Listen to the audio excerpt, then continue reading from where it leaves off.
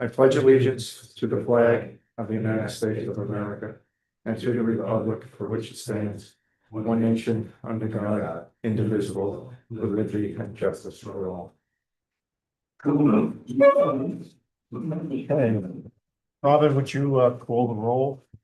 Absolutely. In attendance, Rick Jones, Here. Peter Nelson. Here.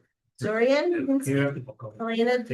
Here. Dave Roberts. Here. Jennifer Farmwell here. Hans. Here. Bureau. I want to note that our planner Dave Gordon is here, Jersey for church. Freudian slip, our attorney is on his way, flying across the mountain. And we will have Craig Bowman here about 7:30, so you might want to note that.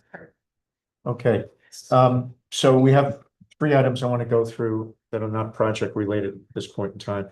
One of them is Hans has been working on some procedures along with Dave and myself, so I think you have a copy of that in front of you. Hans, you just want to explain to the board what you did and what's here? Sure. So Rick, with Church and I have been working on procedures and policies to make our planning board to have more consistent procedures and policies for the planning board. And to have kind of it also as a codified document going forward. And this is basically the start for our documentation, and we're going to continue with that. Today we talk only about 2 of these policies which we have brought so far. One is about the ex parte communication, so it's really about communication of members with the town. And one of the key tenets of this policy is that to avoid uncoordinated action with the public, which can create confusion, redundancy, issues with the public. There should be no conversation of board members outside of the official meetings. That's Well, go ahead. no, go ahead. No, well, first I wanted to say, this is not to replace the town code. Obviously, the town is there and rules. This was just to pick up on some of the more, the many things that come up over and over and over again, and that affect either the behavior of the board or things like posting public hearings, agendas, preparation of agendas, that sort of thing. So there's quite a bit here. I think we handed it out a few weeks ago, and I know that Hans wants to go put a lot of time into it. It's not complete yet, but it doesn't replace anything. It's just an easy reference guide. And we probably also want to put down the codes in the town code that support whatever you wrote here. So Hans, if there's other items you want to go through, that's great. What I'd like to do is ask people to really read through it and send me separate comments via email. Don't copy each other. I don't want to have a conversation over email with the whole board. So just send me your comments, and then hopefully at the next meeting, I'll reflect back on those comments. And we'll just nail it as, okay, this is the beginning of an easy to understand and readily available set of processes and procedures. Hans, is there anything else you want to No, mention on that's this? exactly my point. The other thing I would like to ask you to look at is the policy for alternate members. Which is For what, Hans? the policy for alternate members. Yeah. Which we want to change a little bit from where we need to request from the town board to look at it. So that the alternate can sit with us on the table and really can actively participate in the discussions, because they need to jump in at a moment's notice and to be informed and ready to go. Yeah, on that one, the little group went back and forth. The current town code says that the alternate member needs to be separated from the board. Cannot participate in the discussions of the board during while they're acting as an alternate, and can't vote while they're an alternate. They only quote unquote participate when they are moved to the board, if that becomes necessary. So there may be some changes that you all feel might be appropriate. The one that I think might be appropriate is that they should sit at the same table, so at least they can share in the documentation. I think the question of whether they can vote is pretty clear. No, they're an alternate. And then the question of whether or not they should participate in discussions, that's where I'm looking for input from the board. And actually, we may be overstepping whatever we recommend, because the town code says something different, but it may even be state code that describes what they can and can't do. I didn't get that far with it. So anyway, that's one. So I think we can recommend one change. We can't do that change without the town board acting on it. Hans, was there anything else? No, that's it, basically, but I researched, especially the alternate proposal, and it's aligned with most town boards in real estate do. It's here. Yeah. What do they do? I'm sorry. But I researched it, and basically most town boards, top planning boards in the state allow the alternate to participate. In discussions. So to sit and To participate. sit and participate, because the logic is they have to jump in at the moment's notice, so they need to be informed. Okay. They need to be. Yes. Okay, so if you can get me some comments on next week, that'd be great. All right, so next one item. The next item. Comments on the community preservation fund. And I sent that out probably a couple of times to you. The town board is looking to get comments from this planning board. And there's a memo from the town supervisor, Erin, dated May 6th, where she asks us for comment. They need it soon, like in the next week, so that they can vote on this and get it and move in such a way to get it onto a ballot for November. This has to be voted on a ballot. So I asked you to review the information. There was some verbiage here. Local law number 1 of 2024 is what it's called. And then there was a detailed document that was put together with Peter acting as the chair of that group that I also provided you with. It was 90 to 100 pages, I think, that gave a lot of the details of the community preservation fund. So what I wanted to do tonight is not an education of the board. Yeah, we all had time to read the documentation. But if you had any observations, you had some sense of you agree or don't agree, if you agree, what in particular would you like to see the preservation fund used for? There are a number of things it can be used for, among which would be housing, environment, agriculture, recreation. I'm not sure about the housing, actually. No, it's not housing. That might be a broader comment that you might want to make about needs that you see as an acting member of the planning board. But specific to the preservation fund, it's basically environmental related, Peter. So again, I'd like to we can talk a little bit about it tonight. We have a lot on the agenda, so I don't want to go too far afield. If some people have some comments, great. Otherwise, I'd also like to get some comments from you and package that together so I can send the town board some comments in the next week. Peter, do you want to comment on it? No, I'd say that the housing is not part of the plan. Is that you can use the funds are dedicated if they're collected. Real estate transfer tax are dedicated to either buying development rights or potentially outright property. And a small percentage can be used down the road for maintaining down the road once it's in the fund. But the plan, which is really a roadmap and needs to be updated by law every 5 years. So it's as things change and things can change, it needs to be reviewed every 5 years. But the priorities that we came up with were clean water, agriculture, biodiversity, scenic beauty, recreation, and historic properties. And those were kind of the 6 priority areas that we sort of thought were important.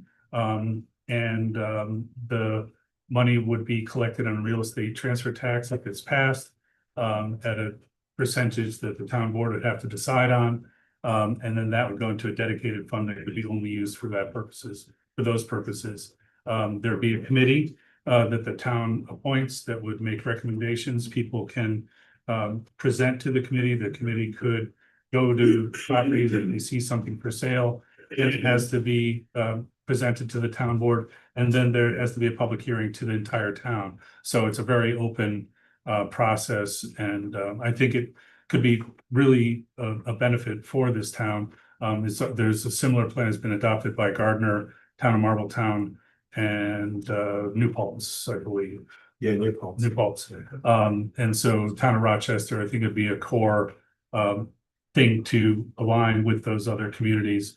It's been very successful in town of Marbletown, they bought the Osterhout property, which is now a park for the benefit of the community. But you can also buy development rights on farmland if it's essential. So you don't actually have to buy property, you can buy development rights. So it's a pretty versatile program, I think.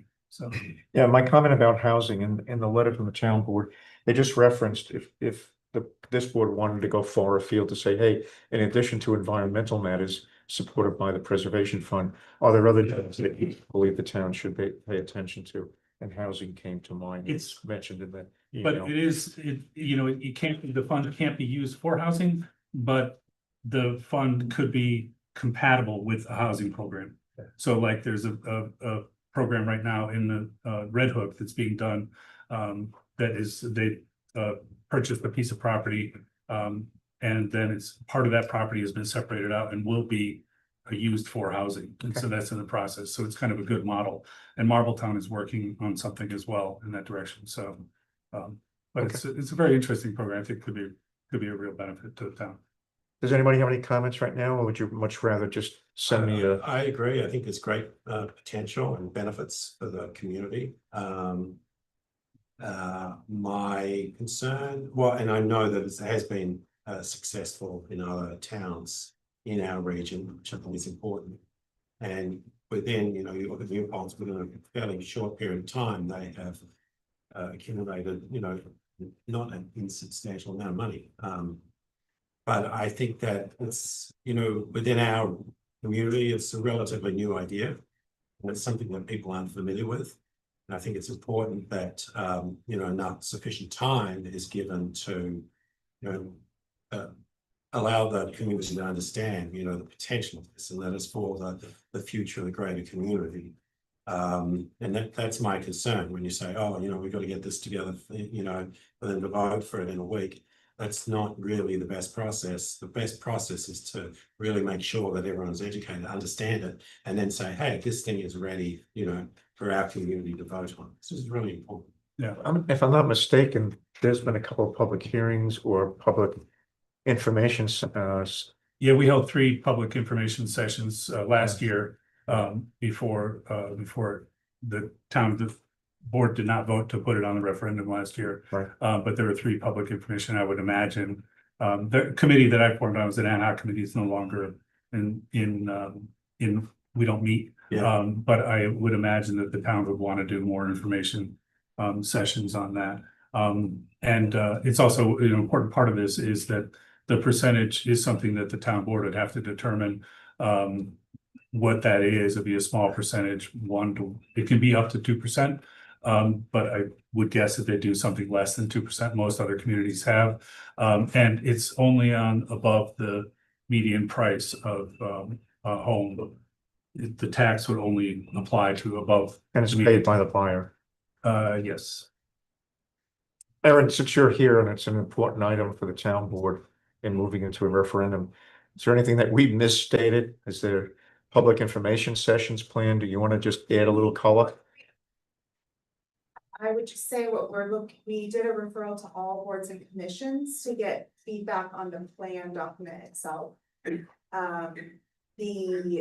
tax has to be on the ballot, so it's ultimately the voters decide on the tax, but what we got a lot of input from the community about last year was wanting to have a more thorough review of the plan document and have input on the plan document. That's the document that Peter chaired. Yes, Was chair. yeah. Okay. That's the long, there was a link to a drive for that.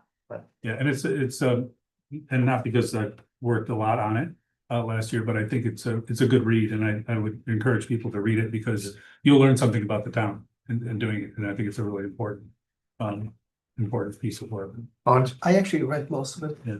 It's a really impressive document. What I would suggest, just to make an abstract concept for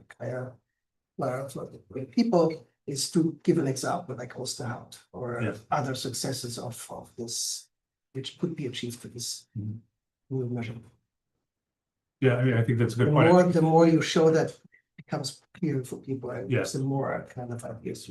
I actually vote for this. Yeah, I think that, it is a very versatile tool, so you can use it for just protecting farmland, or you could buy a piece of property to create access to a rail trail or a canoe launch, or protect the water supply, or, there are a lot of different things, so I think it would be, it's a good idea to do examples, but there'd be a lot of examples could be done, because I think it's very Yeah, versatile. you could give like Yeah. different examples. Yeah. So, Okay, good. Anybody else? So look forward to getting your comments. Short one? Yeah, short one about the law. It doesn't say explicitly when you were how the funds to be used. I was really surprised, How it's gonna be used? It does say how it's gonna be used. not in the law. It doesn't. we read the doesn't same have a law? Specific, it has a specific how it collected. And by the way, in terms that it's above the average value, it's somewhere in the middle. First you read that, Okay, so do me a favor. yeah, I already. I'm not gonna sit here and disagree with you, because I thought it was there. There's a whole process that, in terms of how and in your document, I think there's a whole process for how to use the fund and how people go about determining what it's used for. But having said Not in that, the law. just put it in writing, what it is you think is missing, and I'll go through it again and communicate it with the town board. Okay, anybody else? All right, good. Thank you all. Last but not least, at your seat, there is minutes. We've been remiss in our minutes. It's quite a number of minutes that we have to catch up with. And so this one is actually from March of this year. I hope you had an opportunity. It went out a while ago, a couple of days ago. So if anybody had an opportunity and sees something they want changed, let me know. Otherwise, I'll entertain a motion to approve these minutes. The minutes are from March 10th. To approve the minutes. I make a motion to approve the minutes. Alina makes the motion. Second, Hans, you got the next one. All in favor? Aye. Anybody opposed? It's 7-0. Good, there'll be more coming. Okay. So the first item on the agenda is a project proposed by Dor Hallett and his wife, Sierra Powell. So if you guys want to approach the bench, or no, have a seat in the front. So the original map that you saw was in your Google file. It was just a surveyed map. Since then, and I loaded it up today, I got to put it in the Google map, up a Google Drive. And you do have a copy of an actual site plan at your place of the project. It's and I'll let Dor do most of the talking, but it's a proposal for a home business. It's a home business type 3, which is home business with sales, with retail sales. So that's what it was classified by the building department, by the CEO. And this is just a preliminary meeting to familiarize you with the project. And I have questions for Dave and Dave in terms of next steps. But let's let Dor, why don't you go through and give us a little presentation of what you're trying to do here. Okay, so I want you to introduce your wife. to yes, us. so my name is Dor and this is Sierra, my wife. We moved to our property on 209 September of 2023. And our idea is simple, non-permanent tent for the purpose of selling homemade bread and also seasonal vegetables, flowers, eggs, and agricultural produce.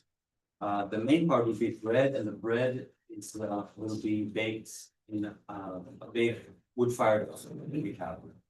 So this would make use of our location and also the fact that I have already developed skills in using a wood-fired oven and making what I think is good bread. So that's the main purpose of our proposal. So in essence, it's a farm stand, although calling it the class 3 home of the big, so I'm thinking of it in our minds as a farm stand. So there's a number of documents that are and have been in the Google Drive for you to look at. Well, you now have the complete site plan. You had a survey before. The site plan shows the results of meeting with Dave Church and myself. So it shows parking spots, ADA parking, other parking. It shows a roundabout. So there's two entrances onto Route 209. Obviously, they need to be marked entrance and exit separately. The actual wood fire area, if you look at this site map, it's up on the top. And it's one of the pole barns. There's two pole barns there. You see something there, chicken coops as well, but you see two pole barns. So one of those pole barns is the actual kiln that you handcrafted, right? A clay/brick kiln. Yeah, we did it. You built it, right? So you see that on the map. You also see a sample of the on the Google Drive of a sign that he wants to have outside, which does meet code. It's called polyphony bread, Yeah. polyphony bread. And there's also various permits from the county, which permits him to be someone who, From the state, from the state, thank you, Home food process for the. home food processing permit. Okay, that, thank you. yeah, includes bread. And all the usual things for site plan are in there too, the deed, so on and so forth. By the way, here's your original deed. Yeah. Don't forget to take it home with you. Yeah. You'll need it.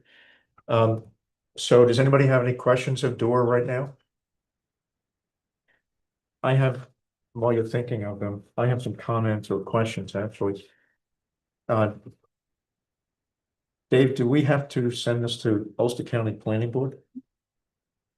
Well, And it would it be easier for me just to have you do a review? Because I'm wondering about Ulster County Planning Board, is this a type 2 or is it unlisted? Do we need to go to DOT? So there's a host of procedural questions I have, and if you want to just do a quick review for the board for the next meeting, that's sufficient for me. okay.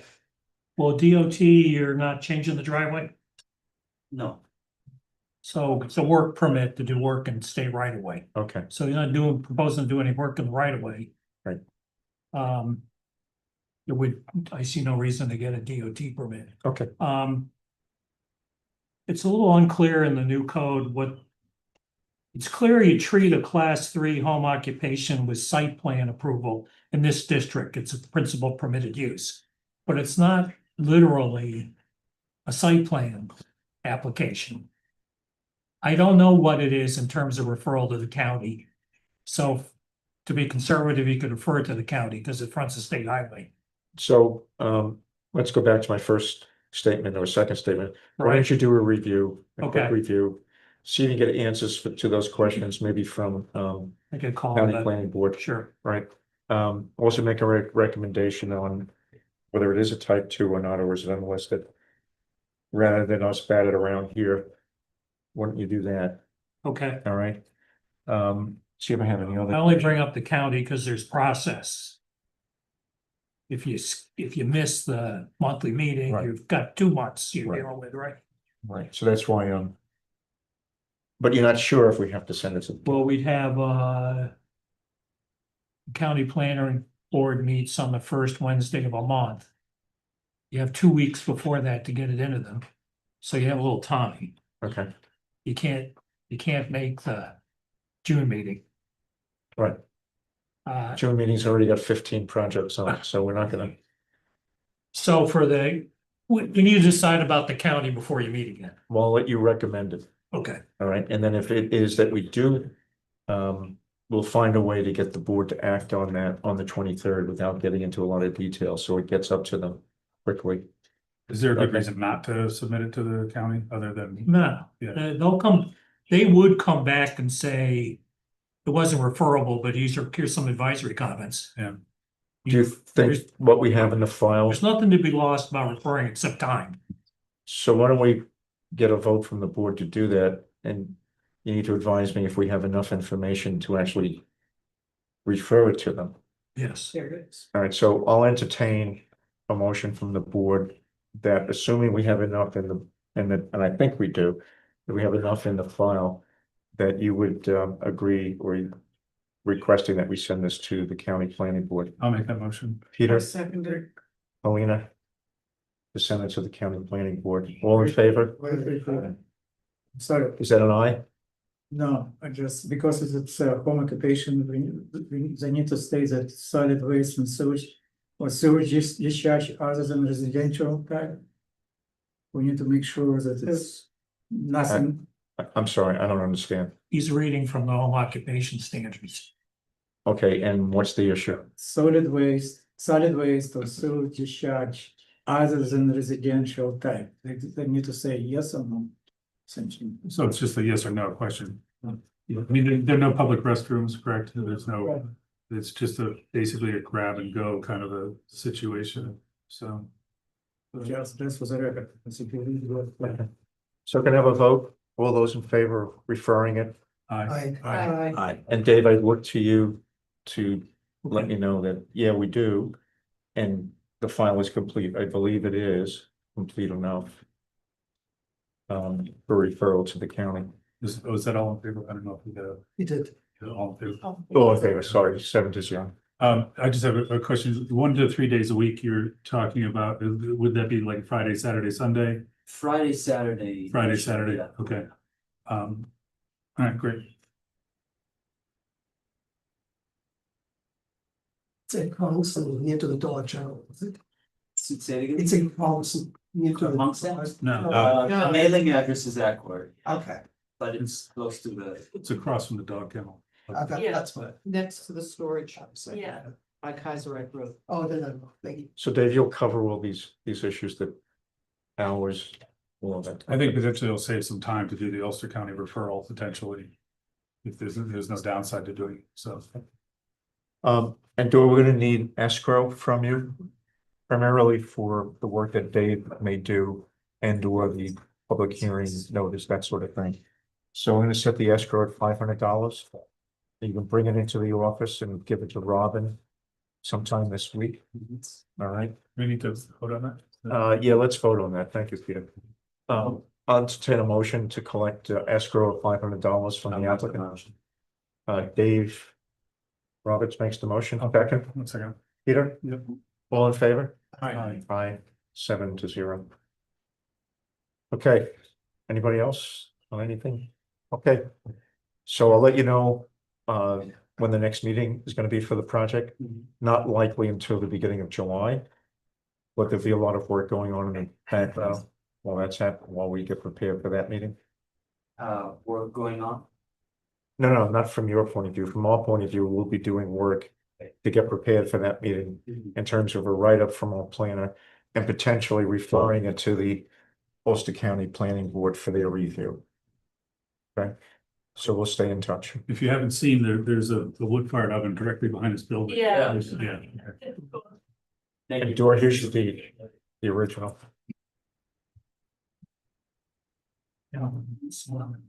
Very good.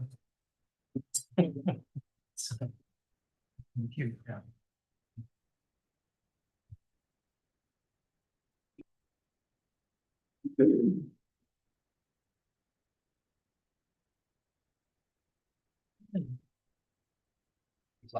EDC ones.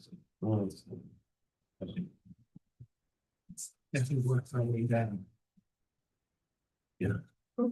Okay, the next item on the agenda is request from Mr. Moriello, Attorney Moriello, representing the granary project in Accord. The project, if you remember, was approved last year in July 8th, the approval was given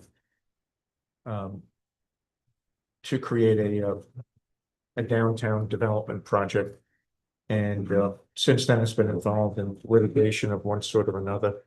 And I believe 2 meetings ago, our attorney related to the board that the litigation was successful in supporting the project.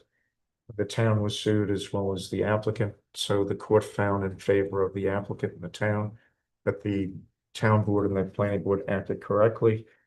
The plaintiff had the opportunity within 30 days after that decision to appeal it. They did. And so the applicant is before us now asking for an extension to our site plan approval of July 8th of 2024. It will expire July 8th of this year. And I think, again, we talked about this and Dave Gordon went through with us some of the details that we need to consider in approving the extension. And in our code, the code refers to, for a site plan expires 1 year from the approval date. And during that 1 year, the applicant has the ability to ask for an extension. And we had talked about that the said extensions shall be granted in 6-month increments up to a maximum of 4. The applicant has to show that they've diligently pursued the implementation of the plan. Well, they haven't started building because they've been in a lawsuit, so they've been diligently pursuing their lawsuit. Absent the extension, the project expires in a couple of weeks. So that's why they're here. And Mike, I'll let you pick it up from there. Chat with the board about the specifics of why you need 2 years. Instead of doing it in 6-month increments, 4 6-month increments. Rick, by the way, I'm Mike Moriello. Is the 6-month increment, was that suggested? That's not in the current law, okay? It's in the current law under code section 140-52, section B. Yeah, I have that, but I must have, it says a maximum 1 year, so that, which was our approval too, but maybe it's part of your new. The 1 part of your year- New adopted. The 1 year is the period from when we signed it last year Yeah. to when it expires. That's the 1 year.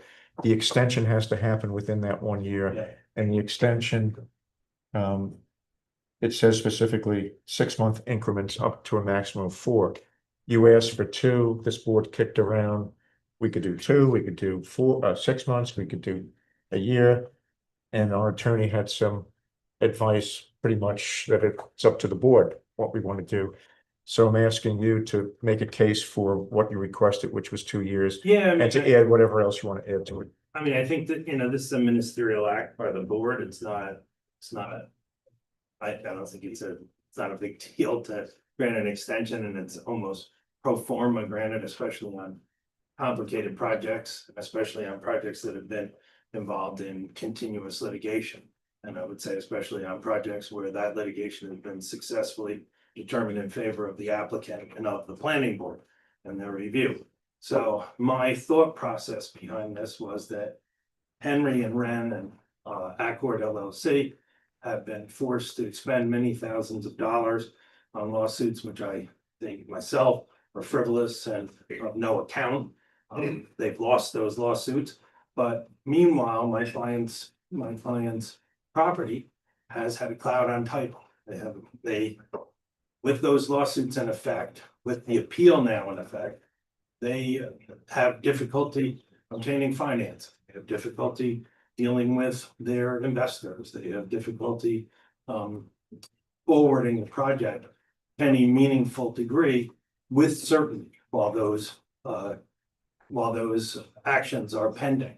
So my thought was that since we've been nearly a year since the approval was granted and darn near a year since the lawsuit was instituted, and that the statutory time to perfect a lawsuit after you put in a notice of appeal is 6 months. You put in a notice of appeal that buys you 180 days to put in a perfected appeal, which means that the appellants, if you will, the people that lost and the court below would have to produce the whole record, spend quite a bit of money to do that, and then go up to the appellate division with the full record. That takes some time, but they have a 180-day period within which to do that.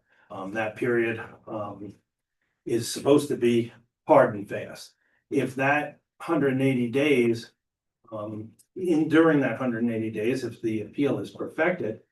My experience, and I do a fair amount of work in appellate division, is that will be at least 6 months to a year to get a decision. By the time everyone gets done with their briefing and they get done with submittals, that usually takes 3 or 4 months. If extensions aren't necessary, and then you have a case before the appellate division, they give you a scheduled date, calendar date, you argue.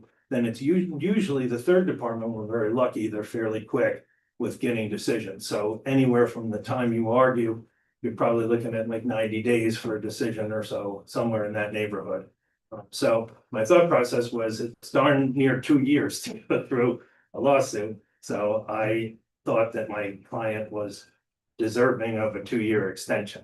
I have, the utmost respect for the board. There's a lot of new members since the granary was before the board. It was very, very contentious. And there was a very good record made, as the court noted. And I'm willing to work with the board. I think Henry is too, with whatever you think is reasonable.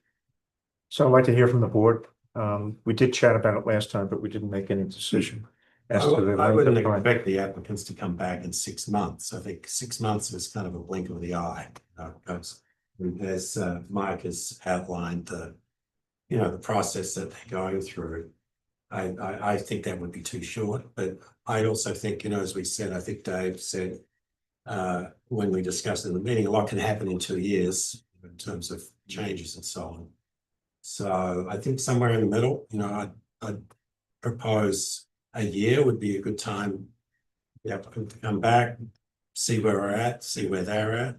And then, if it needs to be extended beyond that to do that. I don't think that would be a hardship on the applicant. Yeah, I guess I take a different view, and I'm gonna put my opinion on the floor. My view is, the project was approved. The applicant still has a long haul because of the lawsuit. They lost hands down, if you would. I think that's the best way to put it. So, I don't know that I want to cause the applicant any doubts as to this board standing behind its original decision. And so for that reason, I'm going to argue for 2 years. I think we need to stand behind, even though I think there's only 2 people or 3 people on this board that actually were involved in the decision. Myself, Peter, and I think Zurian. So I would support 2 years. I would strongly also support 2 years. I think it was not the fault of the applicant to start with the project. And the intention of the code is really kind of to expedite that people start to work on their projects, not to get like project applications for a reserve purpose. So from that perspective, I strongly support. Anybody else? Sorry. As I understand, if I understand correctly, attorney, it's best case scenario, they're gonna get within 1 year some decision. So I think 2 years, should be more practical, give them 2 years, because it's 1 year is the best case scenario. So, You're saying that 1 year is the least amount of time it's going to take them to get a decision, and right, it's more likely to be at the other end. right, so make it more effective, the process, and for them to have some certainty. Okay, Jen, do you want to go? That was my thinking too. Okay. Alina, Peter? I'm in agreement. All right, so I'll entertain a motion. I think we have a consensus of sorts that 2 years would be more appropriate. So I'll entertain a motion to that effect. Hans makes the motion for a 2-year extension, starting on July 8th of this year and continuing till July 8th of 2 years from now, 2027. Hans makes the motion. Who wants to second? Zorian? Call the, Starts now. okay, starts now. Starts now. Okay. All in favor? Aye. Anybody opposed? Okay, so is that a 7? Is that 7 votes yay or? Yes. Okay, Okay. 7-0. So starting now, you have 2 years. Is there anything else administratively we have to do? Any No. kind of notice to anybody? No, just Okay. extending it. Thank you very much. You're good to go. Thanks. Thank you. All right, so the next project is Mickenberg. Now, at this point, I need to make a long-winded probably statement of where we are with public hearings for tonight. There were actually going to be five public hearings tonight. 4 of them I'm canceling, actually 6, I'm sorry, there were 6. 4 of them I'm canceling, and I'll get to the reason for that in a second. The 2 that are going to remain, Mickenberg was actually a public hearing that was established back in March, the end of March. So this is just a continuation of that public hearing. And there was no need to renotice that public hearing. The second public hearing that can stand is Meadow Lakes, which will be at the end of the meeting. Thank you for being early. The reason why that can stand is that was noticed from our April meeting, actually April 28th meeting, and so the proper notice was given. So that one's fine. The other 4 public hearings, so I'll rattle them off. Green Revocable Trust, Nolan Palmer Smith, both of those are subdivisions. Accord Social, which is a site plan, and Congregation MCRT, which is also a site plan. Those 4 those public hearings have been canceled. The reason for the cancellation is that we erred in sending out the proper public hearing notice in the newspaper. There are 2 things that has to happen. One is a public notice in the newspaper. It has to appear and be published 5 days before the hearing date. It missed by 1 day. It was only in the newspaper for 4 days.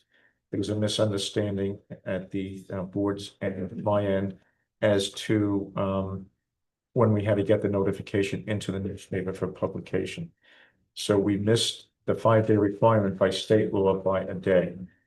The other piece of public hearing is we have to send notifications to all of the residents within 500 feet of the project.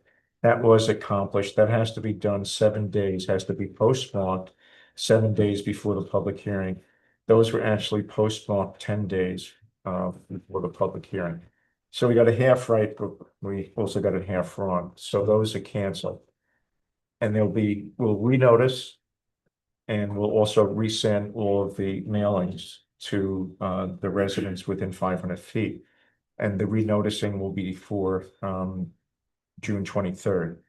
Having said that, because a lot of you did come out for these public hearings, and the applicants are here, although the applicants were notified, I think yesterday late, that we had a problem, I'm going to let people make public comments anyway. They just will not be official comments in the context of a public hearing.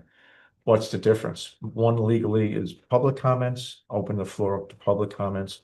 The other one legally is comments within a public hearing. So the administrative or legislative record of what we do with regards to those 4 projects is what we do at every meeting. But importantly, for legal purposes, court purposes, the public hearing and the comments made in the context of that public hearing is what becomes the public hearing record. And that's very important for defending against lawsuits or for making lawsuits, or more importantly, just the administrative record of what we do. So again, if you make comments tonight, they're public comments. To make them viable public hearing comments, you simply need to come again or send us a letter, send the planning board office a letter referencing the public hearing coming up on the 23rd that you would like to submit these comments for the public hearing. So there's 2 ways that you can get those comments within the context of the event called the public hearing. So I just want to let people know that Mickenberg is not affected, but I didn't want people who would much rather be here in the official public hearing. If you wanted to leave and come back on the 23rd, fine. As I said, I will open it up for your public comments, but the public hearing comments will only be called that if those comments are made on the 23rd, or if you send in a letter to the planning board. So having said that, so Mecklenburg, if you remember, the last time they were here was at a public hearing. It was at the end of March, March 31st. And we put the project aside. Of course, there were many, many comments, both by people at the meeting as well as people who wrote to us. There were many comments made about the availability of water in that area. Just to backtrack a little bit, this project is a 2-lot subdivision. There's already one house on the lot or on the plat, and the projection was to put one more house on the lot. It met all of the zoning requirements in terms of bulk size. We've had maps upon maps and readjustments to maps. We had the public hearing, and the board decided to put it aside because of the number of comments about water availability and neighbors who were having problems with their water, and suggesting that it could perhaps be as a result of or further problems as a result of this extra lot being developed. We put together a small subcommittee, refer to it as the Ridgeview Road Water Subcommittee of the board. Dave Church headed it up. Surian was on it, Jennifer was on it, and Helena was on it. Did I miss anybody? I don't think so. So we couldn't have 4, because if it was 4, then it would be an official board meeting, so we kept it at 3. And they worked for about a month and a half, 2 months on researching it, and coming up with a report, which I sent to the board, and I believe I have extra copies of it. Do you have extra copies? Yeah, I can connect them. Please. just give me a second. I know they're here. Dave, while I'm searching for them and while the board is looking for them online, could you give a summary of what the board found? Sure. So the 4 of us exchanged some documentation, had a remote meeting and some follow-up conversations.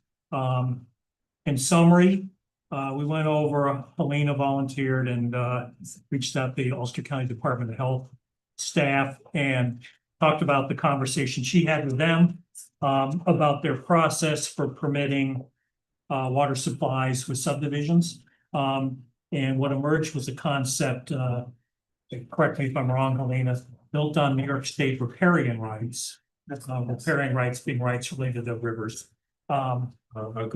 You've got, anybody need one on this side? You've got, Surian, do you need one? Okay. Everybody over here need one? No, no. Give one to Bonds. Hang on one second, Dave. Sure. No, that's. Just give him one. There's like 10 of them now. Once. Let me have the 9 back. Is it one? Yes. Yeah, it's just 1 page. Oh, I thought it was. No, that's okay. And I have extra copies here if anybody from the public wants one.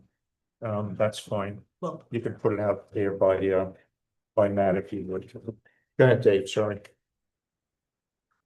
So the Ulster County's position as experts in particularly smaller scale projects and residential subdivisions, larger scale permitting related to water supply can be triggered to the New York State DEC, which also has expertise on staff, but there are staff engineers and others at County Health Department.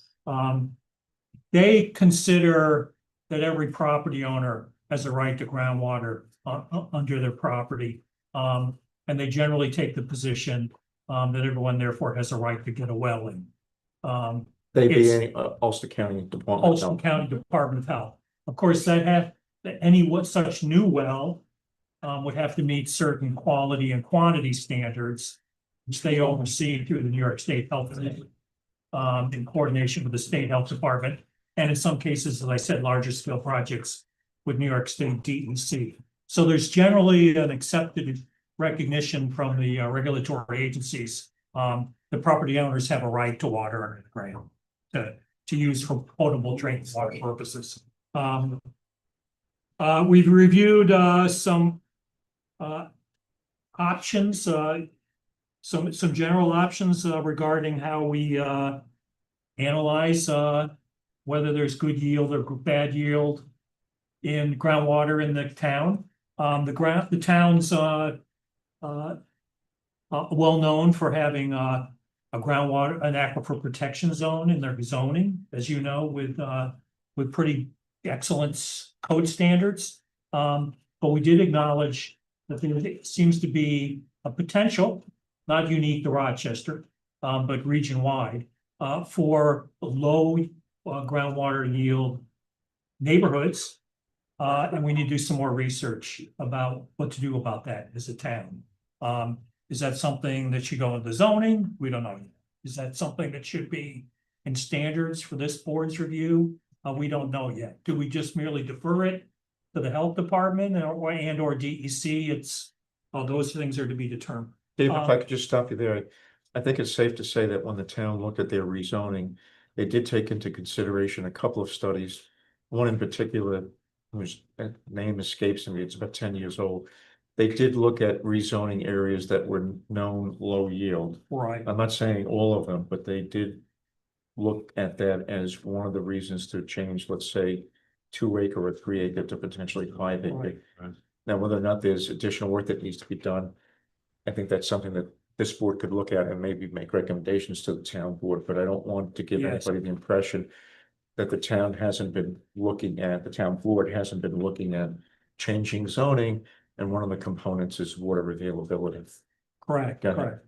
So a common technique throughout the country, probably throughout North America, if not Europe, is to reduce density of development if you are concerned a neighborhood lacks water supply. Go from 2 acre zoning to 5 acre zoning. The town did that some in the past. So that is true. But we don't have any standards for what if a neighborhood comes in and says, we're concerned about development X because there's no water in our neighborhood. You've historically, particularly in smaller projects, deferred that question to the County Department of Health, who are completely capable of analyzing that question, as well as other analytical issues. For example, it's common in Ulster County that there's residual contaminants from the predominance of orchard fruit tree properties in the county. So they now have a protocol that requires certain water testing before wells are approved, new wells are approved, for certain heavy metals or what tends to linger in the soil. So they do say they're attentive to those issues, have brought to their attention that there's a trend in a neighborhood, that there's low yield wells and what they do about it. We did look at well log data. So since a certain date, which I don't recall, well drillers are requested to file the well logs that they do into a New York State database, which is online through their GIS, Geographic Information System. I went to that database. I found about 17 wells, as I recall, that were in proximity of the what I'll call Upper Ridgeview Road neighborhood. Not necessarily all on Ridgeview Road, they were in neighboring roads as well, but in proximity of this subject property. The practical reality is, and we talked about this, the well logs report both depth of well and well yield in gallons per minute is all over the place.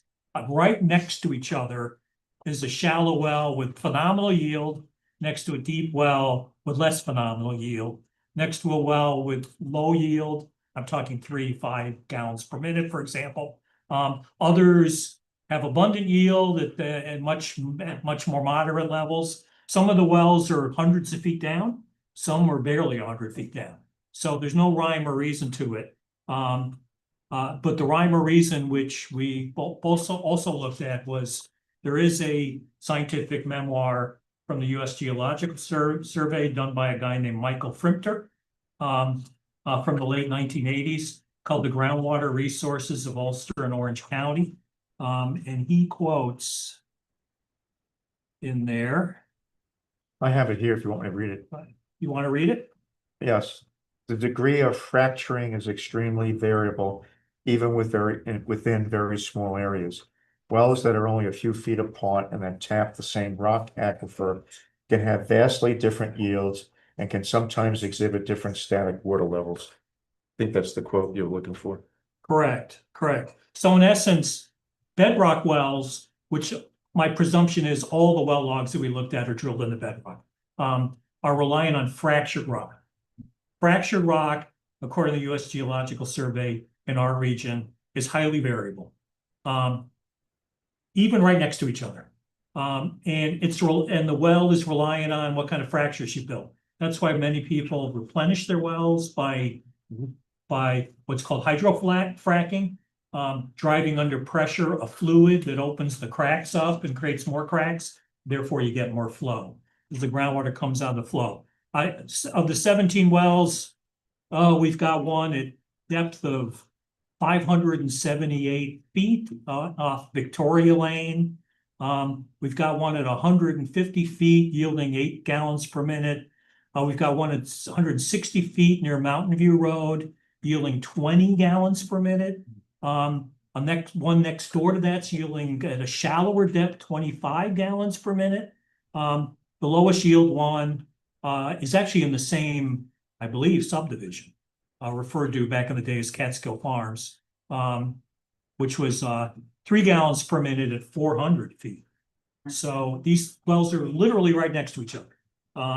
So because of that high variability, and because of the scale of the project and the reliance historically the expertise of the health department and as necessary their consultation with New York State DEC, the committee talked a little bit about, well, what could we ask the applicant to do? So we're recommending the applicant, you ask the applicant as a board to have the applicant's engineer respond to the comments about this water supply and what their responses are substantively, as well as what might do about it and what they're doing in terms of protocol to get a potable water permit.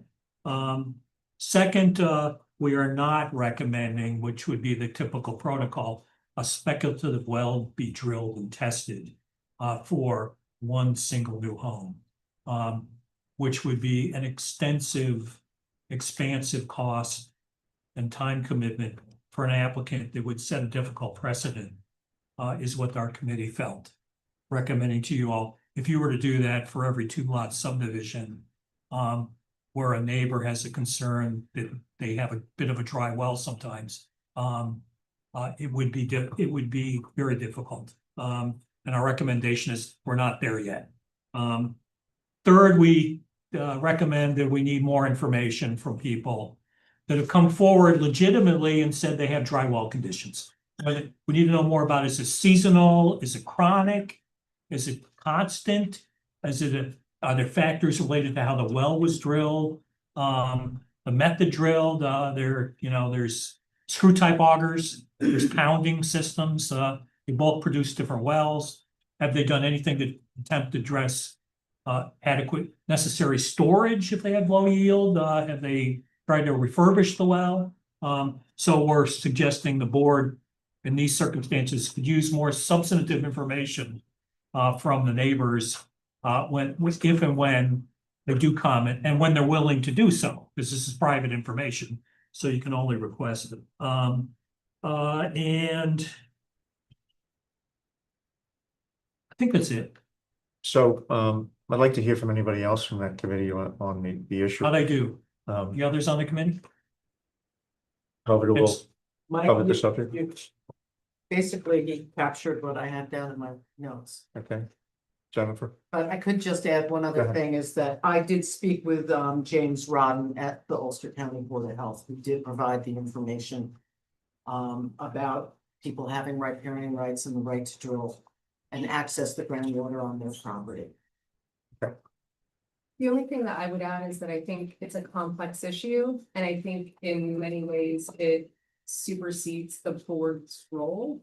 And that I would encourage the town to consider this and perhaps study it and think about whether there needs to be additional guidance or protections for groundwater in the area. So I will note that my previous job, I dealt with this in dozens of towns. It's a common problem, as the Frimter study from USGS articulates. It's a known documented issue in our region. For example, Long Island has spent a lot of time on land preservation issues with protecting aquifer recharge areas. Particularly where there's low yield or sensitivity for potential contaminants. So it may be something, I looked, it's recognized in your community preservation plan as proposed. I don't know if it's the highest priority though. There are some jurisdictions that have put that literally on top. Because you can't live without water. Yeah. I have one thought, which would be, should this go forward? That when that well is drilled, that data be provided to our committee. Because, and you know, we're working off of the database and having an actual well log. Is better than just what we're finding on the DEP statement. So what I'd like to do is just, so what we had anticipated, I guess we wanted to know whether or not we were gonna ask the applicant to do some sort of a well impact study of to prove to the neighbors that there wasn't any impact from them drilling another well, or there was. And I think the conclusion of it, if I'm correct, is that it's a mixed bag in terms of bedrock wells, and that in essence, legally, the applicant has the right to drill the well with certain standards and with the approval of the Department of Health, and that's the bottom line. So, Well, and this, if I can add, this location doesn't trigger a hydrogeologic study under the town code, okay, so it's not subject to that. And it is a single home. It's one. and it's a single home, so it wouldn't just by that virtue of that fact. So I think it's appropriate to just say, yes, you could be having problems with your well. But this applicant has the right to move forward with this particular project. Which brings us to the point of and Matt, we want the well information just to add to the database. I think it'd be good if we could create a database and share it with the town board at some point in time. I don't know that I ever saw anything from you, Matt. I could be mistaken, with your perspective towards the matter. Did you ever send us the requested? I didn't, I looked around for some information and couldn't find wells right next to this home. I didn't see those in the DEC database. What I did do is I talked with the owner of the property who has an existing well on on what's gonna be the front lot of this subdivision. And he indicated that he hasn't had any issues with water supply from that well, and that well is actually the closest to the new well. Okay. Not, again, the Frenter study kind of says that's not particularly relevant, but for whatever it's worth, he didn't have any water supply issues. All right, so what I'm gonna do, unless the board has other comments on the study or questions, sorry. Yeah, I think that from all practical point, for people who don't have enough water, they should go back to the drillers, and it was done relatively recently, and basically presenting is a problem and ask for a solution. And if they come back and say, we've done everything possible, and you're not gonna have more water, then it's a little different situation, but Okay, all right, good point, for ask for second opinion. good point. Yeah, I'll note, and Greg could certainly know more about this. The two primary methods, if you have low yield, low flow, you could add storage to your system. You could put a tank in the basement, for example, under pressure, and it's got reserve, and it allows the well to replenish that it might need, that it just can't do under current circumstances if you find. The other is, as I mentioned, to the frac or your well to have a well drill to drive fluid down there, open the cracks up, and get more flow out of the existing well. Okay. You can also drill deeper if you want. So I think it's appropriate with having gotten this report, and I want to thank the members of the board who put a lot of time into this, particularly in researching well logs and finding them on the site. I think it's appropriate to reopen public hearing, which has been standing suspended since late March. Reopen the public hearing and ask the public, anybody in the public at this time, if they have any comments they'd like to make with regards to this project. We'll entertain those.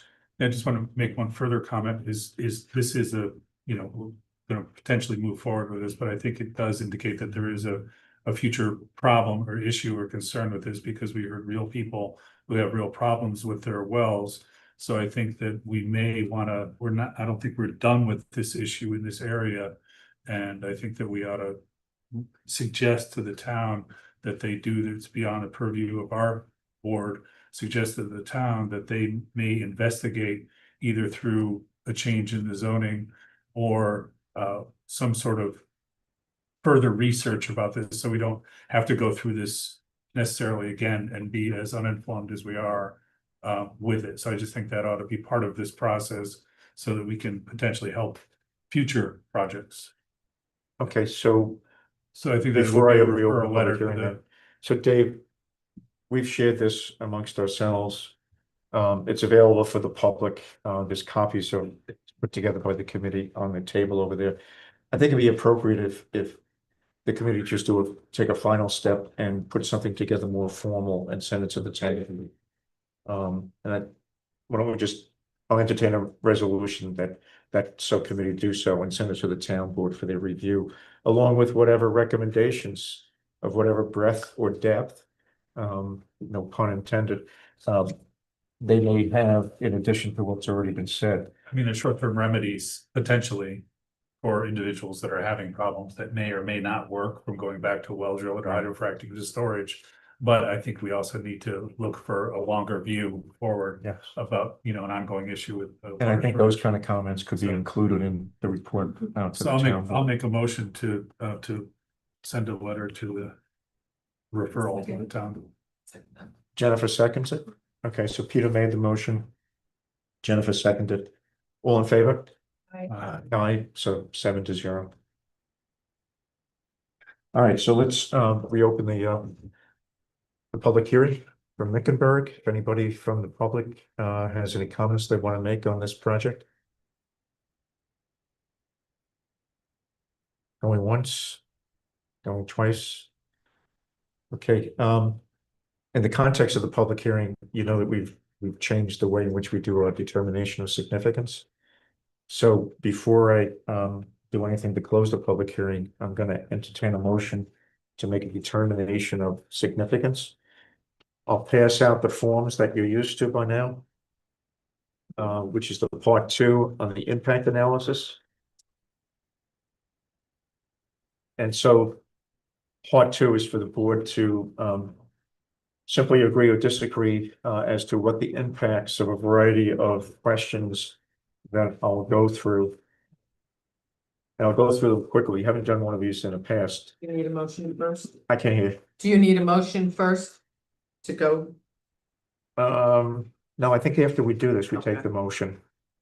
We make the motion then to make a declaration of significance.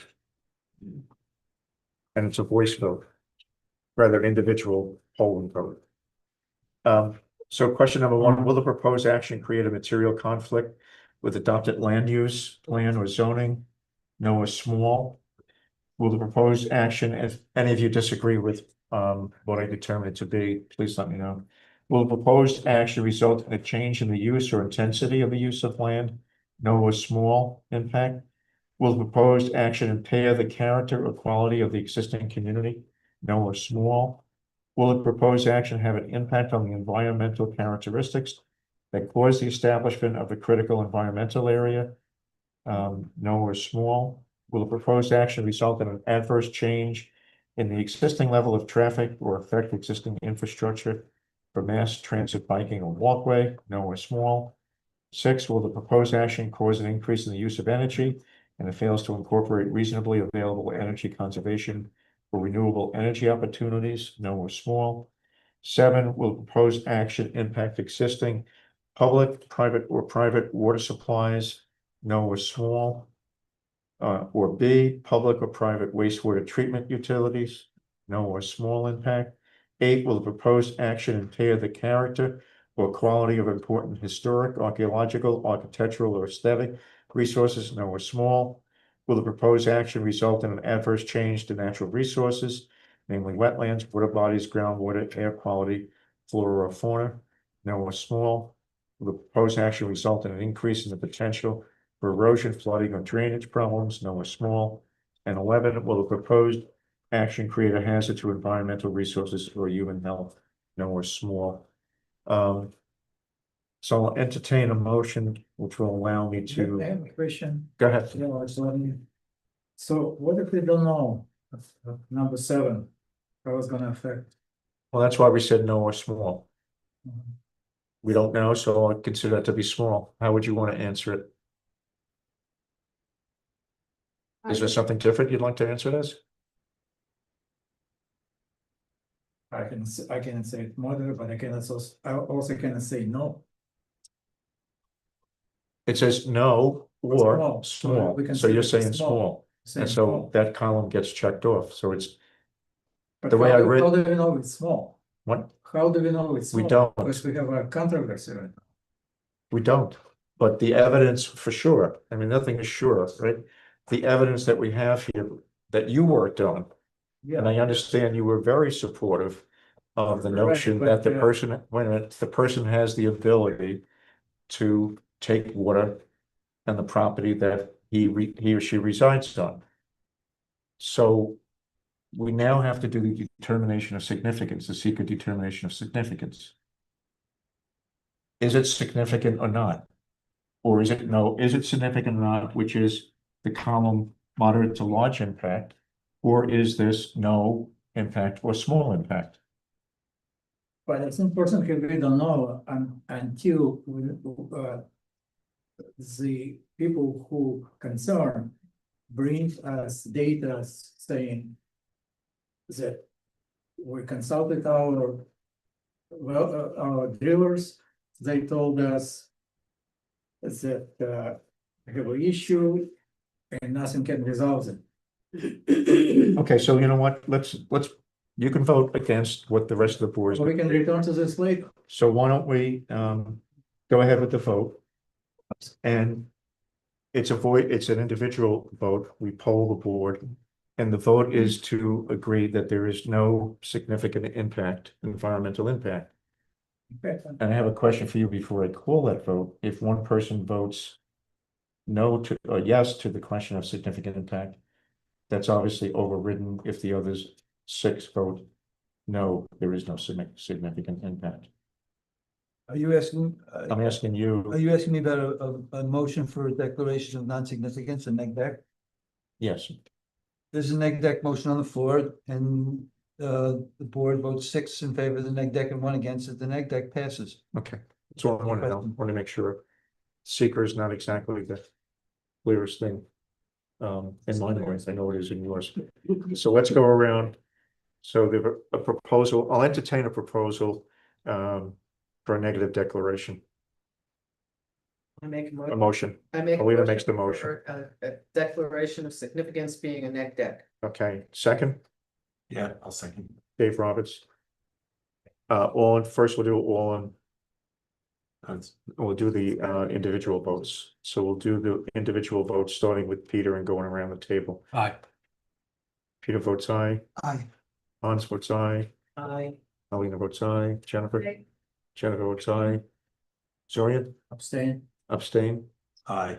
and the chair votes aye. So we have 6 ayes and 1 abstain. Did we do this properly? Pretty close. Okay. For government work, right? That allows me to check the box that we determine that the action will not result in any significant adverse environmental impact. And I will sign this shortly at the break time. I'm sure I sign it when we break. Don't lose it. Don't let me lose it. And now, if anybody else from the public wish to comment, public hearing is still open. Okay, so now I'll entertain a motion to close the public hearing. I'm referring to a letter that we got from one of the neighbors who contested, the fact that the minutes were not available And I feel like we should leave the public hearing open until those are available to be read by, Okay. um, What minutes did he refer to? March 10th or March 31st? 31st was the last time we were. 31st. yeah. Okay, those were not prepared and they're not ready. They were. Yeah, so I would like to be sensitive of that, just make sure that the public has the information that they, Was that the letter that came in today, Peter? yes, I believe so, yeah, it's one of them, All right. so. So in light of that, so we have a motion to close the public hearing. Right? Well, I'd like to keep it open. You'd like to keep it open. I'm Yeah. sorry, that's the Until motion. we yeah. get them. Okay. minutes on. Second? Sorian seconds that to keep it open. And I'll go around the table or ask for a voice vote. All in favor of keeping the public hearing open by virtue of the fact that we didn't have the minutes available of March 31st, which is when the public hearing was first open. I saw that letter and I'm not sure what difference that makes. Well, it's just a matter of information, if they were unable to attend or view the minutes, I think it's a matter of record that I think the public is entitled to. But the minutes only reflect the fact that we opened the public hearing. And it has been open. That's the motion. So if you vote for it, the public hearing stays open. If you vote against that motion, it gets closed. All right, so why don't we go around the table? Okay. Aye. Peter? Aye. Aye, to keep it open. Aye. Aye, keep it open. I, Keep it open. Aye. Keep it open. Aye. Keep it open. Aye. Keep it open. Nay. Gotta be one dissent. I changed my vote later. You're changing your vote. Okay. So 5-2, the public hearing stays open. And And so public hearing is still open. You'll be back on the agenda for the 23rd. You'll be one of 13 or 14 other projects. Can I raise something? Go ahead. One thing in my notes is a holdover from the 31st. From March 31st, there was a note that you were going to submit. There was a permit from DOH. You were waiting on a response and it was still. Yeah, I received a couple comments back Uh-huh. and, I mean, they were just minor cleanup comments. Okay. I just didn't do anything, 'cause I didn't know where this Okay. water deal was going. Okay, so we're keeping the public hearing open. It'll be back on for the 23rd. We have to get the minutes out because the motion specifically talks about getting those minutes out, so they have to get out by that date. And then we should be able to take an action potentially to close it. Would you be able to? Yeah, tonight? You have one procedural matter. Go ahead. The applicants requested a waiver. You have to at some point consider, want me to go in? It's quick. Go ahead. So both the definition.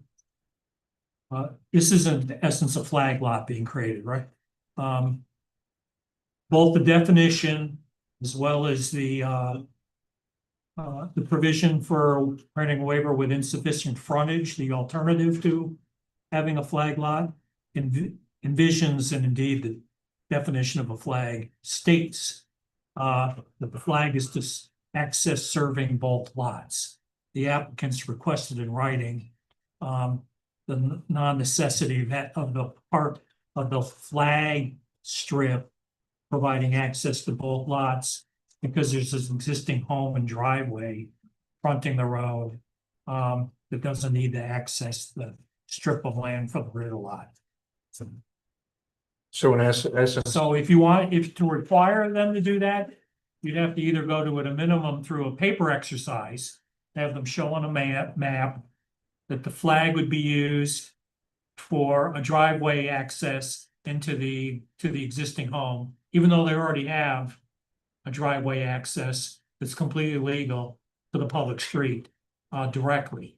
So they would have to go through a paper exercise, or step two, actually build that secondary access on the flag to meet the definition of what a flag is. So right now the map Or you show- can grant a waiver. So right now the map shows them accessing the road for the current lot. And this other driveway up the side is going to access the lot in the back. Only the last lot. Only. So the But waiver, when you look at the map, it's very clear that the waiver makes sense, I think. Well, you reduce Yeah. pervious surface, you I agree. you reduce land disturbance. So would you formulate the motion for the board? You want to consider, would you like to consider the waiver to the definition or the insufficient frontage waiver? It's one, 6 of one, half dozen the other, probably. If we do the insufficient frontage, do we have to refer to the highway department? Yes. No, so let's do the other waiver. Doesn't the applicant need to submit the request for a waiver? He You did. did it. Oh, you did? It's in writing from, it's in the folder, March 31st, 2024. It's been so long, so let's do the easier one. That doesn't have to go to the highway department, which would then be the definition of flag lot, right? Okay. All right. So the motion is before the board. I make a motion before the board that we grant the waiver for the definition of a flag lot, permitting the applicant to continue to access the roadway from his existing lot and the other driveway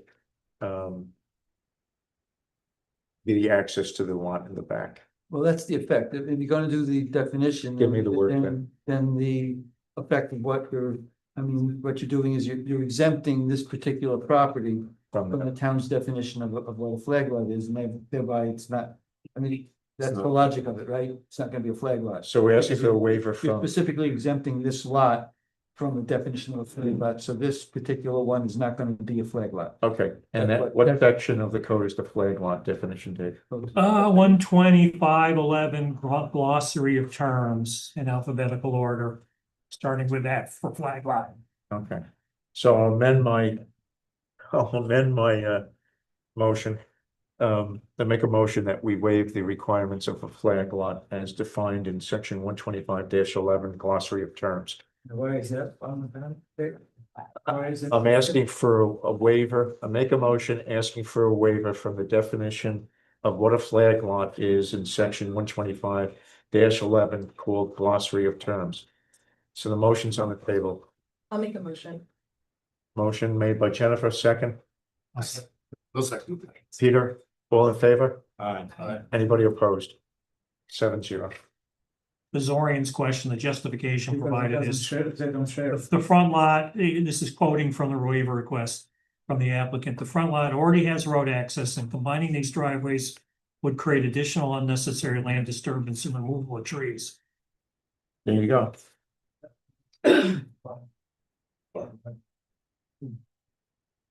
Okay. So Matt, you got half of what you came here for. One, you got the waiver, but it's still an open public hearing. I'd like to. Matt, there was another letter that came in. From somebody who seemed to be the former owner of that property, who questioned the viability of the septic location for the proposed septic location. That it was residing on an old rock quarry area that in 35 years of ownership has always had standing water from underground feed. And run off to the rear eastern corner of the property, never known it to dry up. So I know that getting a Board of Health permit will be part of the conditions, but just as a heads up on that, I don't know if you applied or if it's been engineered. Yeah, it has. We did soil tests at the site. Okay. Ulster County Health Department representative and I went out there. Yep. And we dug around. We found a viable spot. There was, Okay. and I think there was like 4 feet of soil, so. Okay. Just want to make you aware of that. Yeah, I mean, I know as you go further back, Okay. but where we are at, it's pretty good. Okay. Great.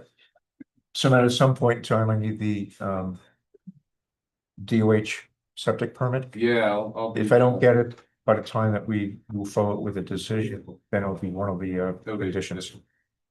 Okay, yeah, you got that? Matt, anything else? On this one. We'll see you in an hour or two. to Yeah. Go through that. Okay, next project on the agenda, Terry. Green Revocable Trust. Why don't you come on up?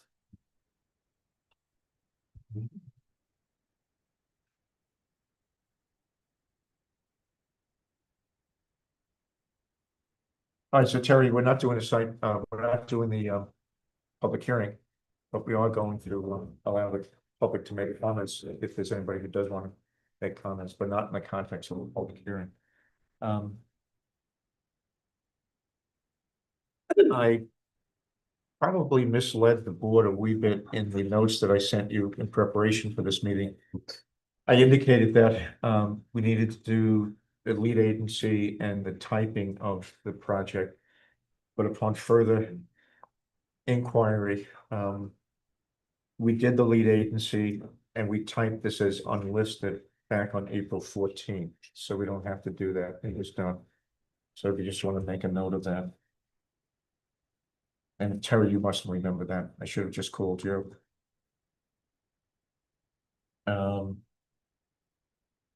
Okay, so lead agency was done. And we made it unlisted. Okay, does the board have anything else before I ask the public if they have comments? Have anybody, anything else on this project? If you remember, our planner agreed with the requested waiver that we received from Terry Ringler.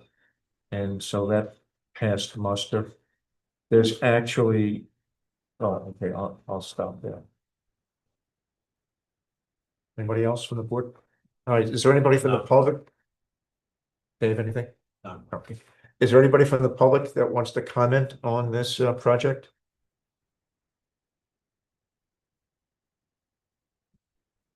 Okay, great. Oh, sorry, go ahead, Barbara. I don't know anything about this project, but when I hear waivers, waivers were never given in the past, so my red flag goes up, so Okay, that's why I'm gonna say that. okay, that was the previous project. Not I'm this talking one, about in the past. right? Okay. Anybody else? Okay, so Terry, thanks for coming out tonight. Is there anything that we need, I'd just like to know if there's anything that we need moving forward that would delay another meeting that No, we have everything submitted that we need for this, so. yeah, you don't need an RMA. Could there was Go some ahead. stuff from the May 28th meeting, it was from the post meeting notes. So there were a few things that were needed, maybe we have them in, so I can go through the list. For the things that were outstanding, maybe we can, to your point, want to make sure there's nothing else needed. So is that okay? Can I do that? Yeah, so the things that were needed. The septic. It's just submitted. Okay, submit, I'm checking the map now, so Yeah. it's already been.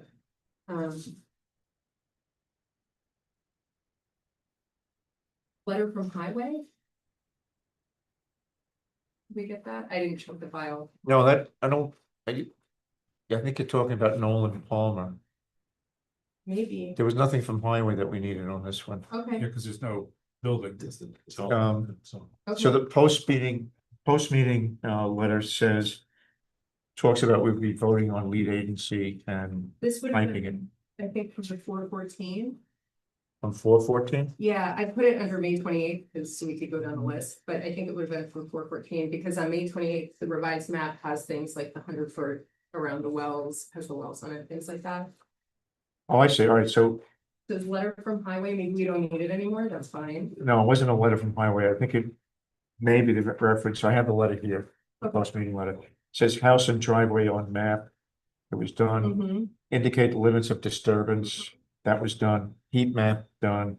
100-foot buffer done. Soil type done. Done. So I have all those items from that date as done. Okay, Okay, so I think we're good. okay, great. So the only thing might be an RMA, but there's no need for an RMA because there's no shared driveway or anything. So I think we're good, Jennifer. You have. There's no R. From Pete for the septic. I'm sorry, Terry, You have the letter I submitted from Pete for the septic. yes, So we're all good? as far as I can see. We'll see you in another couple of weeks. So just that, we would like to explain, I think it's for the public benefit as well. What happened with the public hearings was because of Memorial Day pushed our meeting. And then also we had to move our meeting again because of grievance day, which has to happen on a certain day. And that pushed our meeting to that Wednesday, and that affected the timing of the rollout to the letters. So just so everybody's. Now it affects my fishing trip.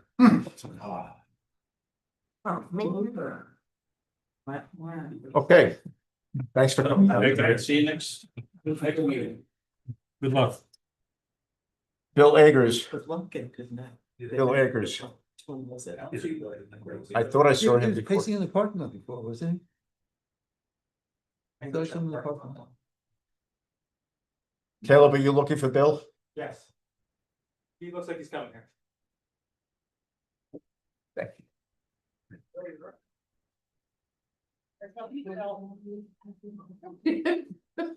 Right.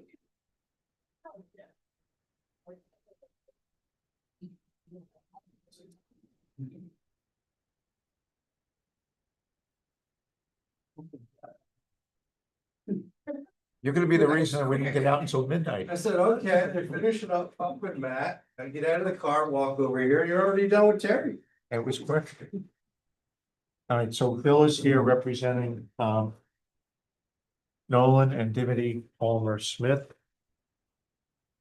And Bill, you got my letter about there not being a public hearing tonight? Yep.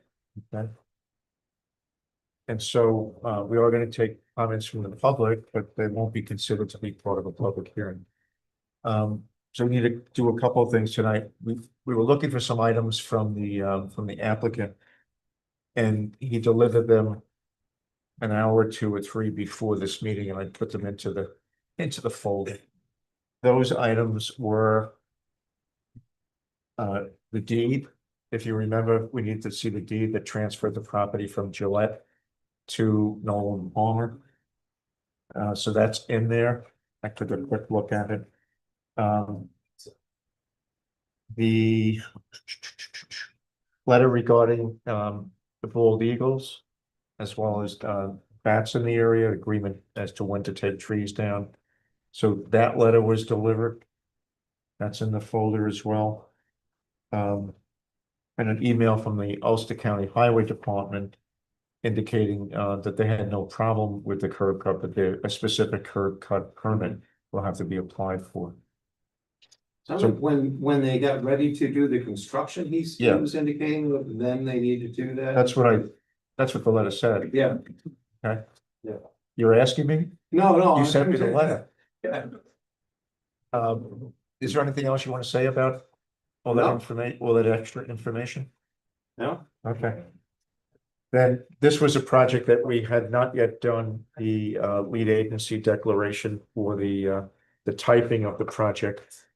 So I'll entertain a motion to declare ourselves lead agency. Hans, I'll second it.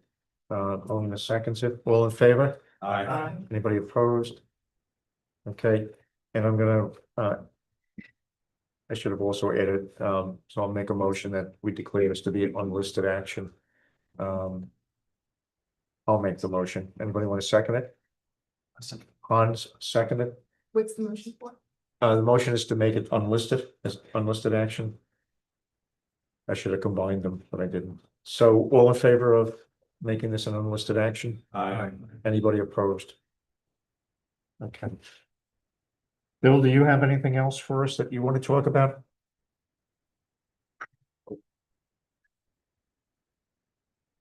I don't think so. We had all those things that we just talked about, even additionally.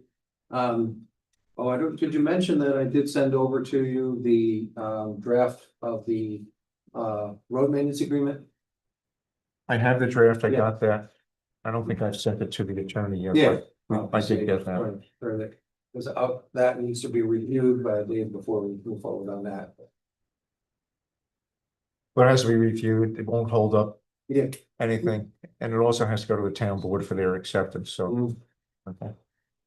So the RMA needs to go to, I'm not sure if I sent it to you yet. But I'll deal with that tomorrow. Okay. Should have been copied on the email I was sent to them.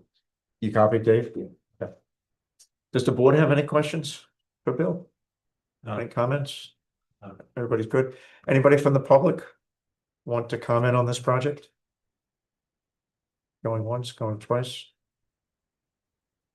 Okay, so, Bill, we'll see you on the 23rd, Yes.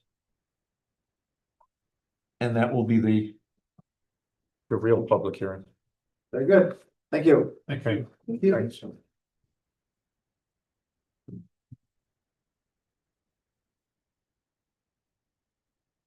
Okay, at Court Social.